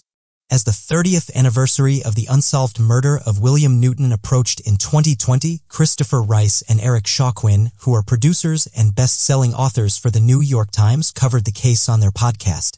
TDPS presents Christopher and Eric in episode 37. They established an email address to receive tips and information related to the case. On episode 48, they revealed an account of a potential eyewitness who claimed to have seen Newton alive at the nightclub Rage in West Hollywood before he left with a man who resembled the serial killer Jeffrey Dahmer. Their podcast about the case caught the attention of the LAPD homicide detective in charge of the case, who contacted Rice and Quinn in January 2021. In February 2021, the detective gave an interview on another episode of the podcast. On April 25, 2021, director Rachel Mason appeared on the podcast and revealed that she was working on a documentary about the case. William expressed humility and gratitude at having been involved in the discovery of the killer or killers responsible for the brutal murder of a young man in October of 1990. He conveyed his appreciation for the opportunity to provide some measure of justice and closure to the victim's many loved ones and friends. This sentiment was shared with 2Fab after the Los Angeles Times published a story about the case. Rice and Quinn expressed their gratitude and humility to be part of the group of amateur detectives who contributed to solving the Billy Newton murder case after 30 years. They shared on Twitter that when they initially presented the case on their podcast, they hoped that one day they could help bring justice to the victim and their family. Furthermore, Rice and Quinn promised their audience that they would continue to provide more coverage on the case in upcoming episodes of their podcast. This indicates that they are dedicated to shedding light on the case and bringing awareness to the issue. Overall, Rice and Quinn's dedication to the case and their desire to continue covering it on their platform demonstrate their commitment to uncovering the truth and seeking justice. The sister who was mourning her brother's death was seeking answers regarding the reason for the crime and the whereabouts of the remaining parts of his body that have not been found yet. However, Madden did not provide any further details regarding the missing body parts. The Redford is a charter township in Wayne County in the U.S. state of Michigan. Its official name is the Charter Township of Redford. The city of Detroit and the township are separated by a shared eastern border. In 2020, there were 49,504 people living there. Our next case takes us to this peaceful little town. Christina Castiglione was a 19-year-old resident of Redford who lived with her parents.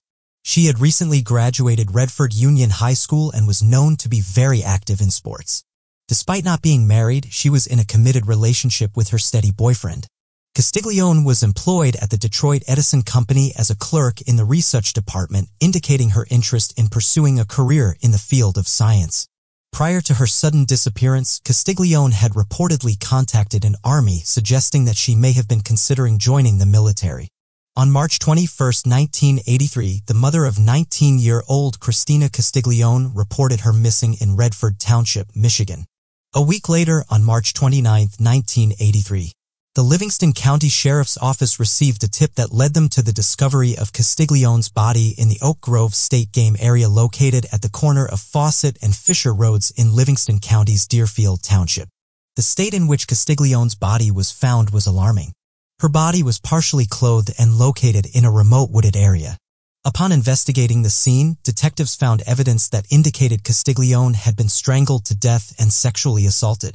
This discovery shook the community and triggered a widespread investigation to find the perpetrator responsible for Castiglione's death. The brutal nature of her death left many in the community feeling unsafe and fearing for their own safety. During the autopsy in 1983, the medical examiner found male DNA that was collected and preserved in the hopes of making a breakthrough in the future.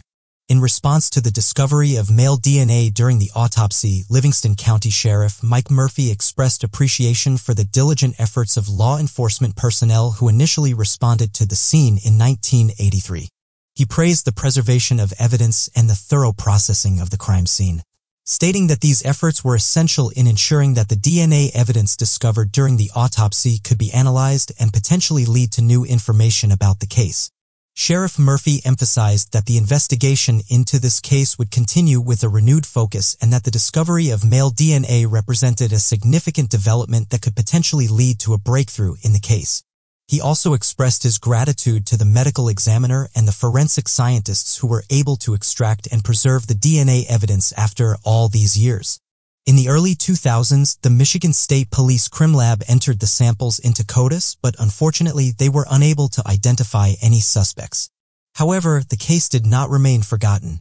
The Livingston County Sheriff's Office Cold Case Team, comprising young, retired FBI agent Bob Getchman, retired Mackinac Island Police Chief Bill Langahin, retired Livingston County Detective Edward Moore, and Detective Lieutenant Jim Lynch took up the challenge of investigating the case as well as several others. Their efforts were fueled by a determination to bring closure to these cases, and they painstakingly sifted through the evidence, leaving no stone unturned. Despite encountering numerous setbacks along the way, they remained undaunted, relentlessly pursuing the truth. According to a statement made by a county official named Young about a decade or so ago, the cost of the genealogical profiling process was estimated to be around $100,000, which was considered too high for the county to afford at that time. However, over the years, the cost has been significantly reduced and the county was finally able to pursue it in March of 2020. The process was implemented thanks to a grant they received. The genealogical profiling was carried out by Othram, a company that has an in-house genealogical team with expertise in producing leads based on genealogical data. The leads generated by Othram were then passed on to the Livingston County Cold Case Team, which used the information to further investigate the Castiglione murder case. In May 2022, the use of genealogical profiling by Othram and the subsequent collaboration with the Livingston County Cold Case Team played a crucial role in the investigation of the Castiglione murder case, enabling them to gather valuable information and evidence that helped them to make progress in the case. The investigation conducted by law enforcement officials led to the identification of a suspect named Charles Shaw. This identification was made possible through 3 separate familial DNA comparison tests that were conducted as part of the investigation. The tests were able to establish a genetic link between Shaw and a living uncle of his. Once the link was established, law enforcement officials were able to build a family tree that helped them narrow down the possible suspects. They discovered that based on the genetic profile of the suspect, Charles Shaw, he was likely a nephew of the uncle who shared the same chromosome. However, the investigation also identified other nephews who did not match the DNA evidence. This left law enforcement officials with 2 possible scenarios. The suspect could either be a brother or a son of the uncle. Further investigation was conducted to try and establish which of the 2 possibilities was more likely. According to a statement from the sheriff's office, they recently sought out living relatives of a suspect named Charles Shaw in order to obtain target samples for analysis. The samples were analyzed by Afram and came back with a 100% match, confirming that Shaw's living brother and son are indeed related to him as siblings and father/son, respectively. When Shaw's brother was informed of this news, he was reportedly shocked and had no idea about his brother's alleged involvement in any crimes. It's worth noting that Shaw's brother was older and had been serving in the military during the time that Shaw's alleged crimes were said to have taken place. So he may not have been aware of everything that was going on in Shaw's life at the time. The sheriff's office had also shared some information about Shaw's personal life based on what they were told by his family. They stated that he was a sex addict who had a disturbing life and he struggled with mental illness as well as his gender identity. This information may shed some light on the possible motivations behind his alleged criminal behavior. According to a press release from the sheriff's office, Charles Shaw had a history of interacting with law enforcement from a young age. One of the incidents that was noted in the release occurred in 1981 when Shaw was arrested for attempted abduction. Specifically, he allegedly tried to abduct a woman who was in the parking lot of a McDonald's restaurant in Fowlerville. It's unclear from the information provided in the release what the outcome of this particular incident was, for example, whether Shaw was convicted of the attempted abduction or what kind of punishment he may have received. However, the fact that he had this kind of interaction with law enforcement at a young age may be seen as a red flag in hindsight given the more serious allegations that have been made against him in recent years. In 1973, Shaw was taken into custody by the Livonia Police Department on suspicion of breaking and entering.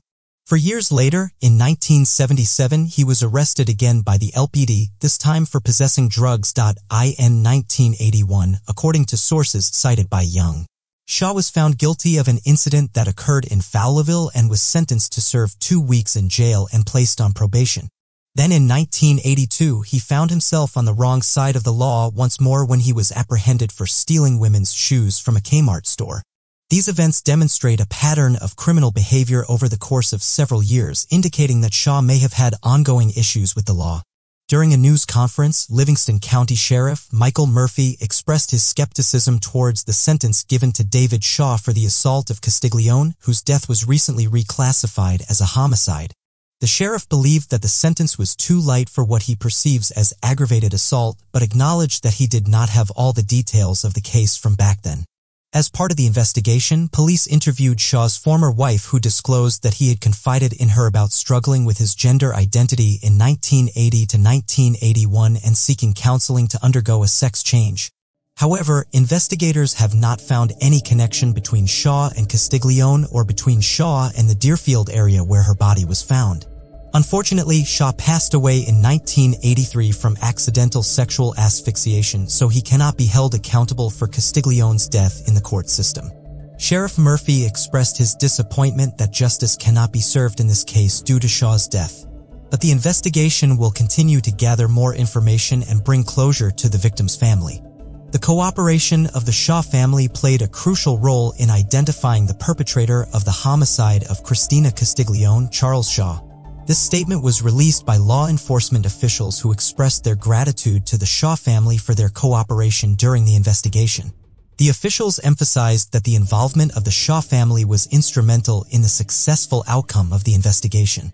By working together with law enforcement, they were able to uncover critical evidence that led to the identification of the suspect. The release further highlighted that the use of genealogical DNA was a critical tool in solving this case. The officials expressed hope that this innovative technology will continue to aid law enforcement agencies in advancing their efforts to achieve justice for victims of violent crimes. In addition, the officials acknowledged the long wait for justice that the surviving family members of Christina Castiglione and other victims of unsolved crimes have had to endure. They expressed the hope that the resolution of this case would provide some measure of closure for these families and help bring them some peace of mind. Overall, the release conveyed the importance of collaboration between law enforcement and the community in solving crimes and emphasized the crucial role that technology and cooperation play in achieving justice for victims. On February 24, 2000, the body of 37-year-old mother Linda Fields was found brutally strangled to death in the front yard of a residence situated at 1132 Lake Avenue in Racine, Wisconsin.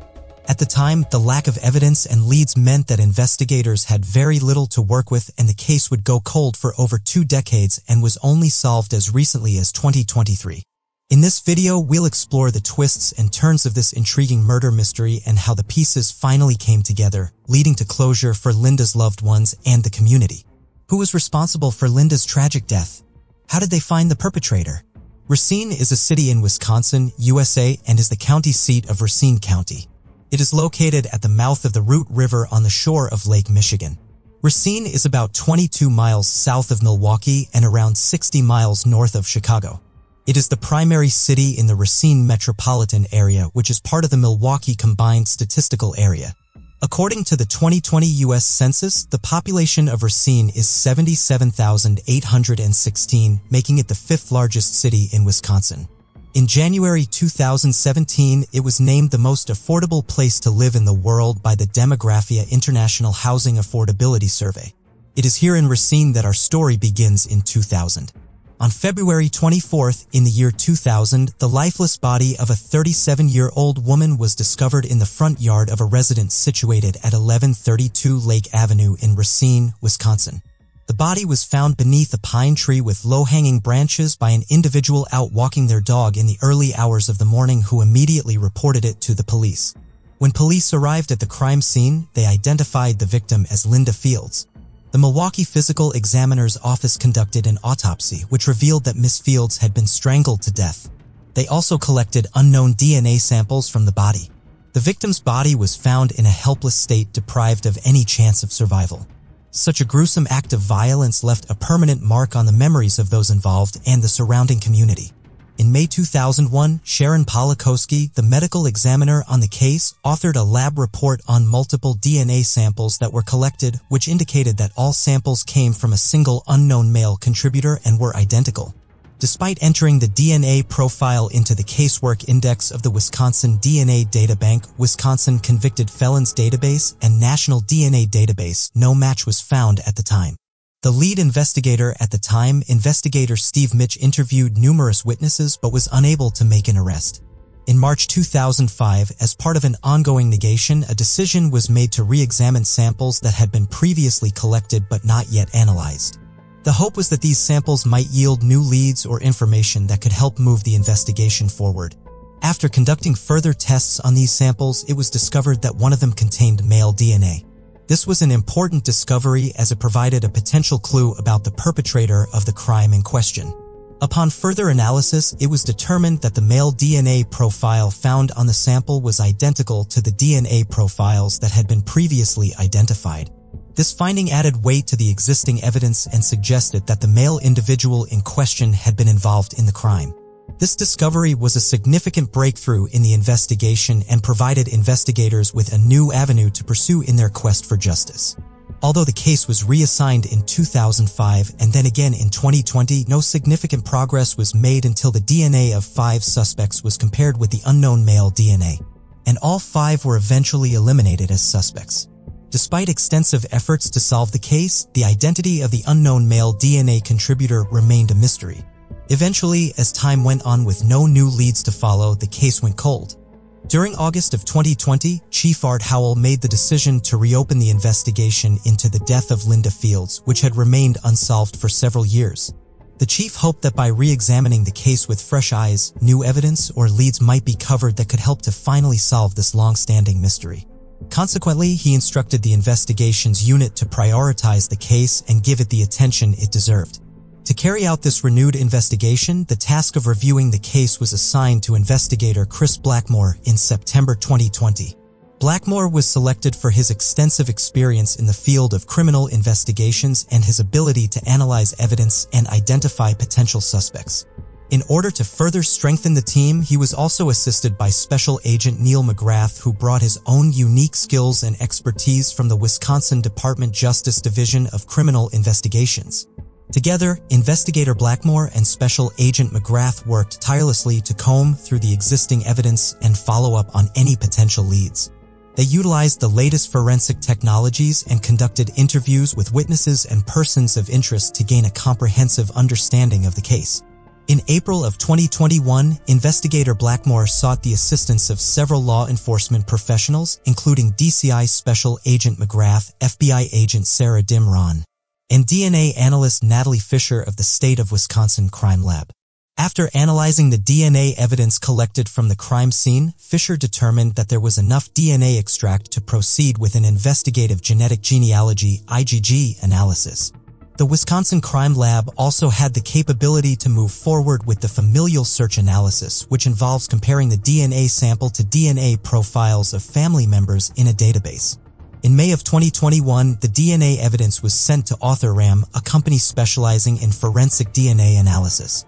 AuthorRam scientists use a technique called forensic-grade genome sequencing to produce a comprehensive genealogical profile from the DNA sample.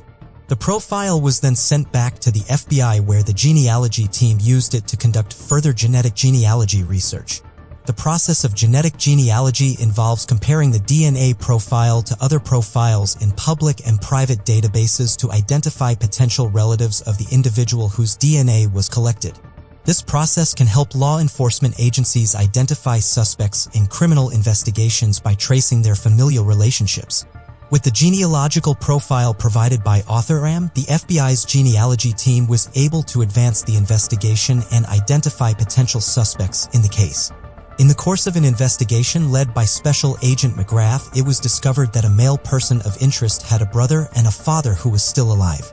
To advance the investigation, a plan was devised to obtain a DNA sample from the brother. FBI agent Mark Dring lent his expertise to the plan, which ultimately resulted in a DNA sample collected from the brother and submitted to the crime lab. The analysis of the DNA sample from the brother excluded him as a potential suspect in the case. Later, in December 2022, the focus of the investigation shifted towards the father. With the help of Lieutenant Paul Hayes of the Alabama Law Enforcement Agency State Bureau of Investigation, Special Agent McGrath was able to determine that the father was currently living in Birmingham, Alabama. A plan was being developed to collect DNA from the father when they discovered that he had recently traveled to Zion, Illinois, and was residing there. To proceed with the collection of the father's DNA, a search warrant was drafted and issued. The search warrant granted the authorities the legal right to collect a DNA sample from the father, which would be analyzed to determine if he could be connected to the crime being investigated.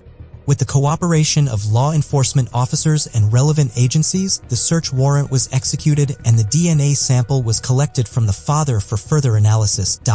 In February of 2023, a DNA sample was collected from the father and subsequently sent to the laboratory for analysis. In early March of the same year, investigator Blackmore was informed by Polikovsky that the buccal swab from the father was a match to the DNA obtained from Linda Fields. According to Polikovsky, the likelihood of a random person's DNA matching that of the DNA profile taken from Linda Fields' body was 1 in 1 quadrillion. This statistic highlighted the significance of the DNA match and strengthened the case against the father, who was identified as Lucas Alonso. According to Blackmore, within the past year, Alonso had moved from Alabama to Illinois and had landed a job in Wisconsin. Blackmore expressed that the timing of Alonso's job starting in Racine and the results from the lab confirming a match couldn't have been any better. However, in February, Alonso was stopped at a traffic check. And as Blackmore explained, Alonso's DNA was actually collected during the traffic stop the day before the anniversary of the homicide. On February 23, 2023, Lucas Alonso, a resident of Zion, Illinois, was detained by authorities at his workplace in Racine. This came after he was brought in for questioning regarding the death of Linda Fields, with whom he had reportedly been seen leaving a local bar all those many years ago. During his interrogation, Alonso admitted to having had sexual intercourse with Fields after they were dropped off near the lakefront. However, he also claimed that he had strangled her in a fit of anger after a heated argument. Alonso maintained that he thought Fields was still alive when he left the scene of the incident, as she was apparently still shouting at him at the time. Nonetheless, authorities took him into custody on suspicion of murder, and he was subsequently arrested at his workplace. The investigation into Fields' death is ongoing, and authorities are still trying to piece together what exactly happened on the night in question.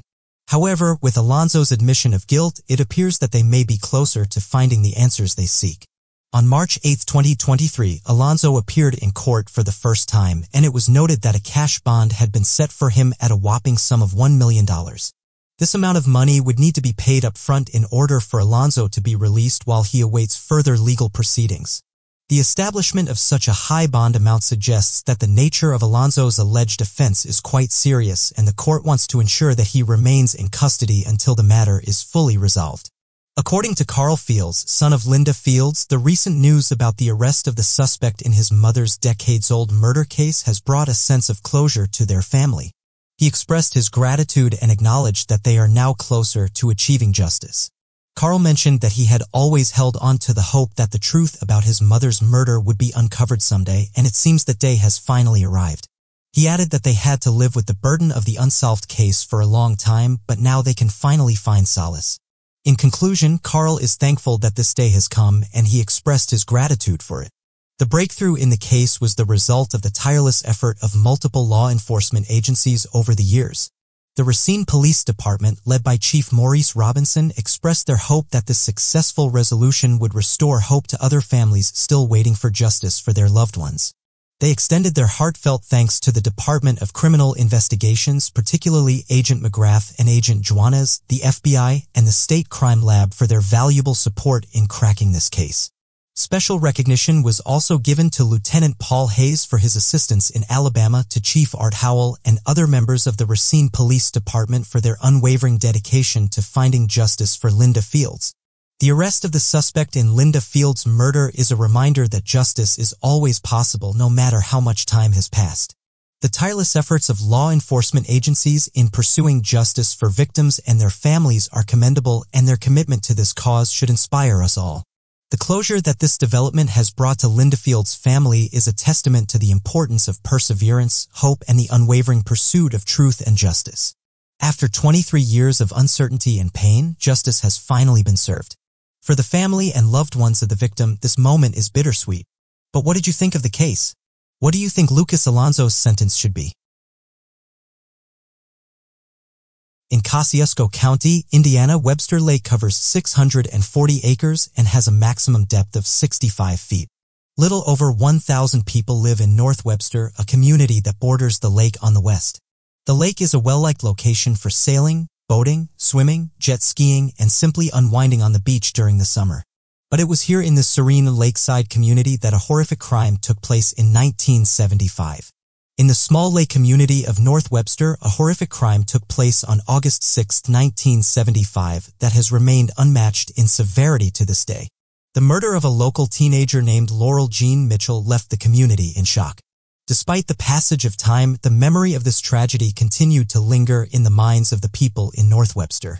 According to police records containing multiple interviews, it can be inferred that Laurel departed from her job at a restaurant in Epworth Forest at around 10 p.m. on August 6, 1975. She began walking along Epworth Forest Drive towards Adventureland, an amusement park that was once prosperous. She unfortunately didn't return home, which to Laurel's parents was highly suspicious, as Laurel was always back home on time. And even if not, she would never forget to inform her parents. With rising concern, Mitchell's parents alerted the police of her disappearance. Laurel's lifeless body was discovered in the Elkhart River in Noble County by fishermen after several hours had passed since her disappearance. It was apparent that the perpetrator intended for her body to be found in that location. Nonetheless, the identity of the person responsible for her murder remained a mystery. According to the release, officials at first thought Mitchell's death was the result of accidental drowning. An autopsy found Mitchell showed signs that she had fought for her life. The victim, Laurel Jean Mitchell, was the daughter of Richard Dick Mitchell, a well-known public figure in the community. Sadly, he passed away in 2012, never having received closure on what happened to his daughter. Laurel's mother, Wilma Mitchell, was involved in community service through the North Webster Food Pantry, but she too passed away last year without ever discovering the truth behind her daughter's brutal murder. The Mitchell family was left to grapple with the unimaginable pain of not knowing who was responsible for such a heinous act. As days turned into weeks and weeks into months, the investigators devoted countless hours to piecing together the puzzle that was this case. However, despite their best efforts, they were unable to identify the perpetrator or find any leads that could help solve the case. The investigation continued for years, with detectives working tirelessly to uncover the truth. The case was passed down from one investigator to another, and each one made a valiant effort to bring justice to the victim and her family. However, despite all their efforts, the case remained unsolved for 5 long decades. The family of the victim was left without any closure or answers, enduring immeasurable pain and suffering as they grappled with the loss of their loved one. They were haunted by the fact that her killer remained at large, roaming free while their family member lay in a cold grave, robbed of her future. The Indiana State Police conducted a thorough investigation of Miss Mitchell's murder, which involved preserving all of her clothing and personal items for DNA testing purposes. These items included her shoes, sweatshirt, bra, underwear, and denim jeans. According to the affidavit, the investigation revealed that on the night of her disappearance, Miss Mitchell had planned to meet up with friends at Adventureland, a recreational facility located about half a mile away from the church camp in North Webster. At the beginning of the investigation, it was reported that a North Webster resident had informed the police that he heard what he believed to be the sound of someone slamming the trunk of a car, possibly an Oldsmobile. Additionally, investigators were informed by another resident that she had heard several voices say, "Let's get" or "Let's get her." The investigation into the murder of Miss Mitchell was characterized by intermittent progress over a period spanning from 2013 to 2019. Multiple witnesses came forward and provided information to the police regarding two men named Mr. Lehman and Mr. Bandy. According to these witnesses, these two men had allegedly confessed to being responsible for Miss Mitchell's death in the immediate aftermath of the murder. One of the witnesses who had gone on a date with Mr. Lehman recounted a conversation in which he had discussed his participation in a crime with Mr. Bandy. The details of this conversation were said to align with the anatomical findings that were reported in the autopsy of Miss Mitchell. These findings suggest that the two men had provided specific details that matched the physical evidence collected during the investigation. Despite this promising information, progress in the investigation remained inconsistent over the years. Captain Kevin Smith, a state police officer, had been working on the cold case of Miss Mitchell's murder for 20 years. According to him, the investigation faced similar challenges to other cold cases, with the passage of time making it increasingly difficult to gather reliable evidence. Witnesses who could have potentially provided crucial information have passed away, and the memories of those who remain have faded over time. All these have made it very challenging for the investigators, especially given the length of time that has elapsed since the crime was committed. Despite these difficulties, Captain Smith and his team had persisted in their efforts to bring justice to Miss Mitchell and her family. In 2019, Captain Smith sent some of Miss Mitchell's clothing to the state laboratory for DNA testing, and the results revealed a male DNA profile on the clothing. This finding led to the investigation of 3 additional potential suspects, but all of them were excluded as possible contributors to the DNA found on the clothing. According to police records, a suspect named Mr. Bandy drove a 1971 Oldsmobile at the time of Miss Mitchell's murder. Mr. Bandy has a previous criminal record. He had pleaded guilty to solicitation and contributing to the delinquency of a minor in 2001 and pleaded guilty to 2 counts of molestation in 2016, serving nearly 6 years. In 2023, the Indiana State Police collected a DNA sample from Mr. Bandy and sent it to the state laboratory for testing. On January 13, 2023, the lab confirmed that Mr. Bandy's DNA was a more likely match to the DNA found on Miss Mitchell's clothing than any other person. However, there is no mention in the affidavit about any DNA match to Mr. Lehman. While the Indiana State Police did not provide details about the techniques used to solve Miss Mitchell's murder, Ashley Hall, the director of the Forensic Science graduate program at the University of California, Davis, commented that the method appeared to be a standard genetic identification technology used in crime labs known as STR, or short tandem repeat. STR analysis is a DNA profiling technique that compares the number of repeats of specific sequences of DNA in a sample. It is a common method used in forensic investigations to identify suspects by analyzing biological evidence such as blood or saliva found at a crime scene. The technique can also be used to establish relationships between individuals or to identify human remains. STR analysis can be performed using various instruments, including capillary electrophoresis and polymerase chain reaction. The resulting DNA profile can be compared to profiles in a DNA database or used to exclude suspects from the investigation. Overall, STR analysis is a powerful tool for forensic investigations, and its application has contributed to solving numerous criminal cases. According to Dr. Hall, the technology is being developed to become increasingly sensitive and is capable of detecting smaller amounts of DNA than before. He also mentioned that they are now able to pick up much more DNA than they previously could. Dr. Hall stated that Miss Mitchell's case serves as a good example of the power and evolution of DNA testing to aid in criminal investigations. Coming back to 2023, the two individuals were connected to the victim by DNA evidence according to the investigators after nearly 50 years and technological improvements. The Indiana State Police Laboratory Division was essential in the case, according to Captain Kevin Smith of the State Police, who said during a news conference on February 7, 2023, that science finally delivered us the proof we needed. According to a press release, Bandy and Lehman were arrested without any resistance from their respective homes on the morning of February 6, 2023. They have each been charged with 1 count of murder and are currently being held in the Noble County Jail without the possibility of bond. During a recent press conference, Sheriff Smith expressed his gratitude towards the media for their coverage, which helped gather valuable information from the citizens. Both men were informed by Circuit Court Judge Michael Kramer that they were being charged with murder in the first degree, which was the legal definition of murder at the time of the alleged crime. The guideline penalty for a murder conviction in Indiana is 55 years in prison, with a range of sentences of 45 to 65 years. Yet because the offenses were committed in 1975, both individuals might receive the maximum punishment at the time, which was a life sentence. Captain Smith contacted Ms. Nicely and her brother, Bruce Mitchell, to inform them of the arrest of 2 men in connection with their sister's murder. Although taken aback by the news, Miss Kinsley's predominant emotion was a sense of regret that her parents who had passed away were not alive to witness this development. She expressed that despite the passage of 47 long years, the news made it feel like the event had happened only yesterday. The shock of the event was still fresh in her mind. The news of the arrest brought a renewed sense of pain and trauma to the surface. In an account given to the New York Times, Miss Nisley, the younger sister of Miss Mitchell, recounted that at the age of 12, she had to endure the horrific experience of losing her sister. Prior to this tragedy, their childhood in North Webster was unremarkable, with a typical upbringing that many would relate to. According to her, it was a very small town where they felt safe and could come and go as they pleased during summers and never thought they'd experience something so traumatic like this.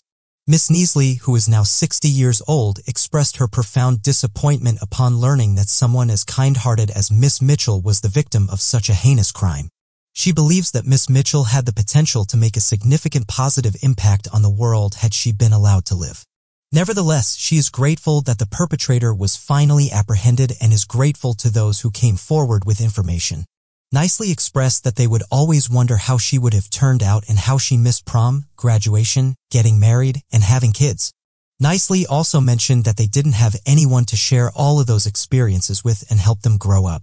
Despite the arrest of the suspects, the investigation into the murder is far from over. As stated by Noble County Prosecutor Jim Morey, this arrest is just the beginning of the legal process and there is still much work to be done. The prosecution of these defendants is just starting and the investigation into the crime will continue until justice is served.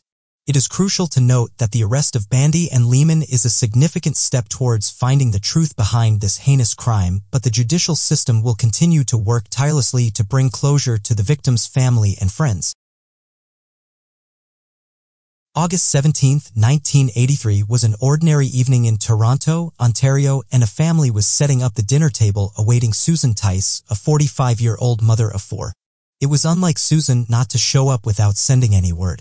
As hours passed and Susan didn't arrive, her family grew worried and sent her brother-in-law to check on her. When he arrived at Susan's house, he was shocked to his core when he discovered Susan's body in her bedroom lying in a pool of blood. Around 4 months after Susan's death on a chilly night in December, Erin Gilmore's body was found in her apartment by her boyfriend, Anthony Monk. On December 20, 1983, Anthony was supposed to pick up his 22-year-old girlfriend for their date at around 9 p.m. after her shift at the clothing store she worked at. Anthony arrived a little late, around 9:20 p.m. He walked up to Erin's apartment and discovered her lifeless body wrapped up in a blanket. What really happened to Erin and Susan? Did Erin and Susan know each other? The police and the victims' families have had the same questions for the last 39 years. Welcome to Cold Case File, where we bring you the stories of notorious cold cases from history. Today, we will be looking at the cases of Susan Tyson, who finally got justice 39 years after their brutal murders with the help of genetic genealogy. But first, if you haven't subscribed to our channel, please hit the subscribe and like buttons. Now without any further ado, let's dive into the mystery. Toronto is the capital of the province of Ontario located in southeastern Canada. Apart from being the most populous city in Canada, it is also a multicultural city and is the country's commercial, financial, and trading center. Transcribed with audiototext.app by Gems on December 25, 2023, page 1 of 13. Toronto is known for its skilled theater, music, and art community, which makes the city a great attraction to all. But this beautiful place is also the home to nearly 700 unsolved murder cases which went cold. And sadly, today we will look at two of these horrific crimes that took place back in 1983. It is here in Toronto where our case begins. Susan O'Hara Williscroft Tice, born November 13, 1937, was the daughter of Dr. Burton Williscroft and the former Jane Wallace of Leith. She got married to Fred Tice back in 1961. Susan was 45 and a mother of 4 at the time of her passing in 1983. She was often described by her friends and family as a warm and cheerful person with a beautiful heart who cared deeply for her 4 children, Ben, John, Christian, and Jason. They looked up to her and thought of her as the glue that held everyone together. All her children's friends used to call her Ma or Mrs. T. In July 1983, Susan had divorced her husband, the father of her 4 children, in Calgary where she worked as a nurse. Soon after that, she decided to move to her hometown and made her way to Toronto. Susan started working here as a family therapist with the families of people with disadvantaged children. Susan and her daughter Christina were very close and shared a special bond, but little did they know that a tragedy was around the corner. It was a peaceful evening on August 17, 1983, and Susan's family was busy setting up the dinner table for a family gathering. Hours passed, but Susan didn't show up, which worried her family. They grew worried as Susan wasn't like this. She had never not shown up without informing them.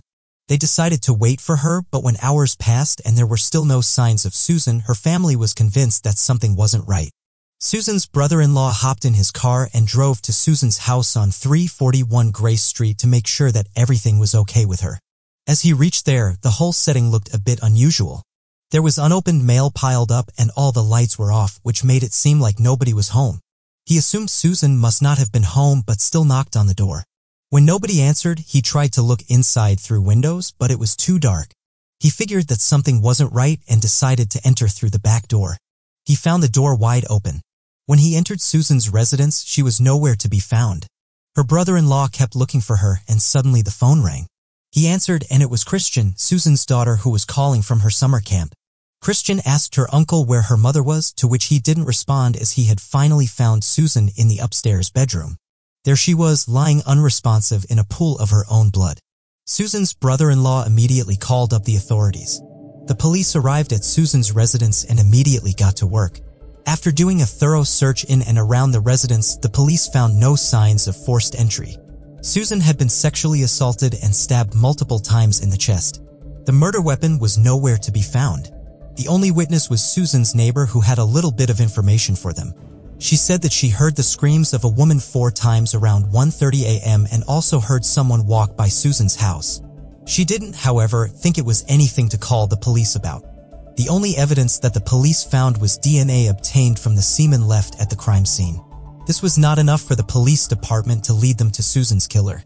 The police had no leads or suspects. As there were no suspects in Susan's case, police started questioning everyone in Susan's family and work community to find out whether they knew something about the case. The investigator thought of Susan's ex-husband, Fred Tice, as a possible suspect, but upon finding out his whereabouts at the time the crime was committed, he was soon cleared. The police department was going around in circles. There were no new leads, no suspects or witnesses, and they always seemed to hit a dead end. With hopes of someone coming to them with some kind of information, the police department kept the case open. The detectives were looking for tiny clues or any bits of information which could lead them to Susan's killer. They waited and waited, but nothing came up. The media too covered the case, hoping that someone would show up with some kind of information, but were let down. Susan's case left everyone shocked, not only her family but also the family she worked with. The thought of someone getting away with murder was extremely distressing for Susan's family and the police department. Months passed, but Susan's case looked as if it had reached a dead end. Her case file joined the pile of many other unsolved cold cases which would soon be forgotten. Sadly, Susan's family was left confused without any answers. Susan Tyson was buried at Leith United Church Cemetery, Grey County, Ontario, Canada. Erin Harrison Gilmore was born February 3, 1961, and was the daughter of David Gilmore and Anna Gilmore. It was 1983, and Erin was a 22-year-old blonde with a magnetic personality and a bright future. Her brothers, Sean and Caitlin McCowan, described her as an amazing friend to everyone around her and a natural beauty who was always full of life. She was a career-driven person who still never compromised about spending time with her family. Erin was a happy and intelligent girl. She dreamed of becoming a fashion designer one day and was working at a clothing store called Robin's Knits in 1983. The store was located right below her apartment at 27B on Hazelton Avenue. She worked there to gain experience in the industry and build on her experience as a designer and as a model. At the time, she was dating Anthony Monk, who was the son of Peter Monk, her father David Gilmore's business partner. Erin Gilmore was the only child of David Gilmore, a business tycoon who made his fortune through starting one of the largest coal mining companies in the world. Erin and her father were extremely close and spent a great deal of time together. They had no idea that tragedy was waiting for them just around the corner. Just 4 months after Susan's murder, 5 days before Christmas on December 20th, 1983, Erin Gilmore was also found dead. On the night of December 19th, 1983, Erin had called her two half-brothers Sean and Caitlin McCowan over for a sleepover at her apartment on Hazelton Avenue. This was like a ritual for all three of them, and both of the brothers enjoyed Erin's company. Christmas was around the corner, and everyone was excited about the festive season. They spent the night watching movies and eating popcorn before going to bed. The next morning, Erin dropped Caitlin home and Sean at the market as he had some shopping to do for Christmas. Little did he know that this was the last time he'd see his sister alive and well. After returning home, Erin began her shift at Robin's Knits and continued her day as any other. At the end of her shift around 9 p.m., she was supposed to close the store, meaning she'd be the last person there. Erin's boyfriend, Anthony Monk, had promised to pick her up from the store for their date at 9 p.m. But as he stopped to withdraw some cash from an ATM, he was about 20 minutes late. He was expecting Erin to be waiting for him outside the store, but when he reached there, he didn't see her. Anthony assumed that she had gone upstairs to get ready for their date. Anthony took the stairs leading to Erin's apartment. He found the main door open, which seemed odd to him. It was unlike Erin to be so careless, but he thought that maybe she had left the door open for him. As Anthony walked in and looked around, he couldn't find Erin. He called out her name multiple times, but Erin didn't respond. Anthony opened the door to the bedroom. She wasn't there either, but there was a blanket rolled up right in the middle of the bed. Anthony walked towards it and pulled on the edges of the blanket, fearing the worst, and his worst fears were confirmed. There was Erin wrapped up in a blanket, not responding. Anthony didn't understand what had happened until he saw the blood spreading out on the bed from under the blanket. Anthony was terrified and without wasting a second called up the police. When the police reached Erin's apartment, they noted that she had been left wrapped up in a blanket after being killed. Erin, too, was a victim of sexual assault and murder. Here, too, police found DNA evidence in the form of semen at the crime scene. When the police examined the crime scene, they didn't find any signs of a break-in or forced entry. Erin had been strangled and stabbed multiple times in the chest. There were no suspects or witnesses, and the murder weapon wasn't found anywhere. What shocked the police department the most was the fact that everything that happened with Erin that night happened within a span of only 20 minutes. Between Erin closing the store at 9 p.m. and Anthony arriving at 9:20 p.m., the culprit was able to assault and murder Erin and escape without a trace. With the amount of evidence and information the police had, finding Erin's killer was going to be a tough job for them. What made Erin's case different from Susan's was the amount of publicity and media attention it garnered. Erin Gilmore was the child of the business tycoon David Gilmore, who was a well-known figure in Toronto back then. The police questioned Erin's family and colleagues initially and found nothing odd. Anthony, Erin's boyfriend, was thought to be a suspect in Erin's case as the police thought that Erin might have known her killer. They had covered her body in a blanket, something killers do to help subdue their guilt. But eventually, Anthony was cleared and eliminated as a suspect. The investigation seemed to be leading nowhere. The police were now desperate to catch this horrific killer. The publicity on Erin's case brought in a lot of new leads and suspects. The investigators questioned over 700 people in connection to Erin's case, but all were eliminated one by one. Due to the lack of evidence or any proof, the police were unable to find a potential suspect. Going around in circles, Aaron's case also went cold. Initially, the police didn't connect Susan and Aaron's cases to each other, but found the similarities eerie. It wasn't until 2000 that the police discovered a link between these two cases. Using the advanced DNA developing technology, the police were able to conclude that Susan and Aaron were assaulted and killed by the same person. Using the DNA samples collected from both crime scenes, the investigators noted that the DNA samples obtained from both crime scenes were a perfect match. The two DNA samples were an identical match to each other, but there were no other matches in the Canadian DNA database. This gave rise to a lot of new questions. The police department was now curious to find out whether this man was responsible for any more crimes back in the 1980s. If he had struck before, if he had struck ever since 1983, and if he was still on the loose. In November 2008, the Toronto Police Department announced a $50,000 reward for anyone who had any information that could help the police find the murderer of Aaron and Susan. But sadly, it had been so many years since the crime actually took place that not many remembered or knew about it. The publicity surrounding these cases had significantly declined over the last few decades. The police department eagerly hoped for an informant to show up, but when that never happened, Aaron's family chipped in and the reward was increased to $200,000 in 2012, but even that reward went unclaimed. Even though the world had lost any hope of ever finding Aaron and Susan's killer, there was a group of detectives who were determined to bring them justice. Police even received a tip that indicated that both Aaron and Susan frequently visited bars and restaurants in the Yorkville area where they might have met their killer. Police determined that since both were murdered in their own homes and there were no signs of a break-in, the killer figured out where they both lived and started to follow them or knew the women personally. But this was merely one of the many possibilities of how the crimes took place. Aaron Gilmore's brother, Sean McCowan, and Caitlin McCowan kept constant touch with Detective Sergeant Steve Smith. Ever since the police were able to link the murders of Aaron and Susan in 2000, the case started to make slow progress but still remained in the pile of cold cases. In the month of March in 2016, the investigators released a YouTube video urging people to come forward with any information they had. This yet again led nowhere. Later in 2020, Sean and Caitlin McGowan reached out to Detective Smith and asked if genetic genealogy could be used to track down their sister's killer. Little did they know that the police department was already working on this. In 2019, the investigators had made use of forensic genetic genealogy with aid from Othram, an American corporation that specializes in using forensic genealogy to resolve unsolved murders, disappearances, and identification of unidentified murder victims. Othram then prepared a broad DNA profile using forensic-grade genome sequencing with only the tiny strands of DNA that had been collected at the crime scenes. Toronto police were now rustling through the DNA profiles, which had already been uploaded on various Canadian DNA databases, hoping to find a match which could lead them to at least a distant relative of the killer.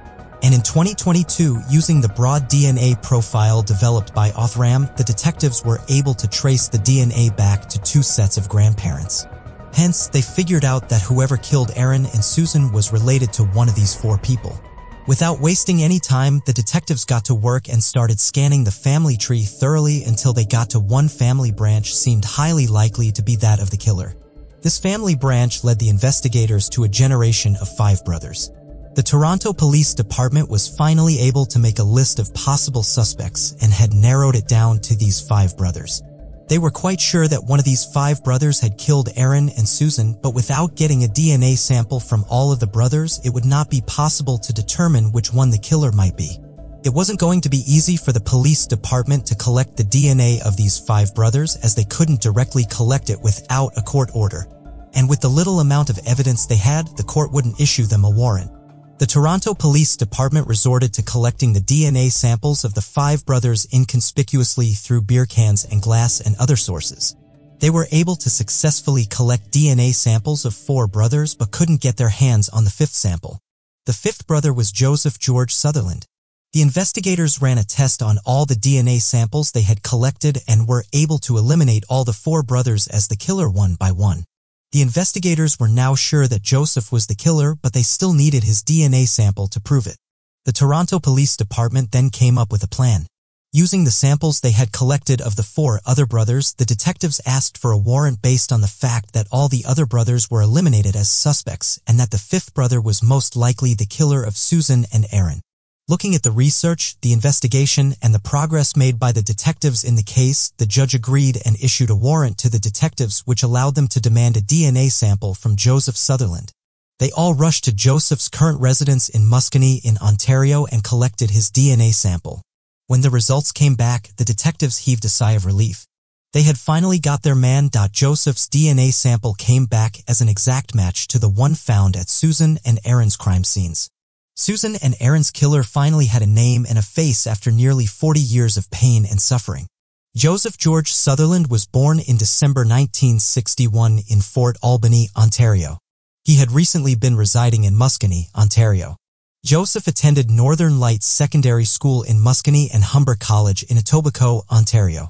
All this time, he had been living a simple life in Muscogee, roughly 850 kilometers north of Toronto. He was quite active on his social media accounts. He was accused of allegedly killing and sexually assaulting Susan Tyson and Aaron Gilmore. If he was indeed the murderer at the time of committing the murders of Aaron and Susan, Joseph was only 21 years old.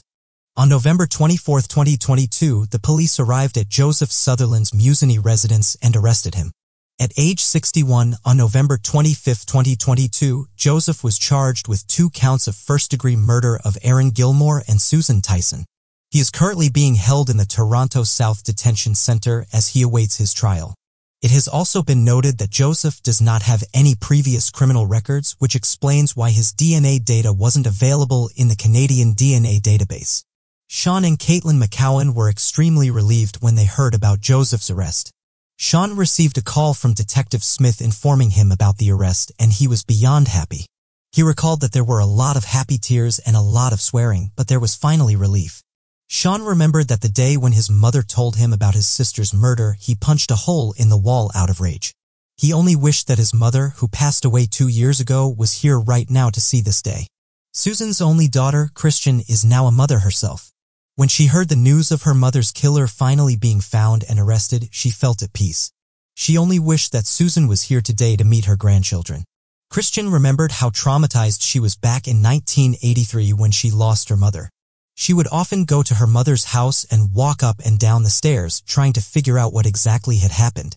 Even today, out of fear, Christian sleeps with a baseball bat in the corner of her room as she is concerned for her safety. But all that had finally come to an end. Christian gave her mother's picture a fist pump and said, "We got him," upon hearing the news. And Smith, now 85, was Susan's best friend back in the day. They met as teenagers in Camp Wapamayao at Algonquin Provincial Park, and had met Susan the weekend before she was killed and had plans to meet her again the next weekend as well, and expressed her grief, saying how sad it is that she got to have a wonderful life in all these years, but her best friend Susan was robbed of the same opportunity. And she felt relieved when Joseph's arrest was made. When asked about Joseph's reaction upon being arrested, Detective Smith stated that it seemed like he saw it coming. He knew that after committing such crimes, he couldn't hide forever, and that someday he'd be caught, and that day had come. Detective Smith also stated that in his 25 years of working with Toronto police, this was the most complex case that they had worked. The Toronto Police Department has stated that they're running a check on all the other cold murder cases in Ontario to see if Joseph is connected to any of them, as Joseph had been living in Ontario for the last 39 years. Susan Tyson and Aaron Gilmore were 2 beautiful and hard-working souls whose lives were cut short abruptly. But now they can both rest easy. After a long journey through struggle and pain, the police were able to put their killer behind bars. Technology advancement in genetic genealogy helped the detectives and played a major role in solving this case. With the help of a tiny strand of DNA, the detectives were able to narrow down a potential suspect family and then work their way down to a single suspect. Genetics genealogy is a technology that is constantly improving and making great progress. In the future, it will surely play an important role in the cracking of many cold cases like this. Do you think Joseph could have been connected to more unsolved murders in Ontario? What do you think could have driven Joseph to commit such crimes at such a young age?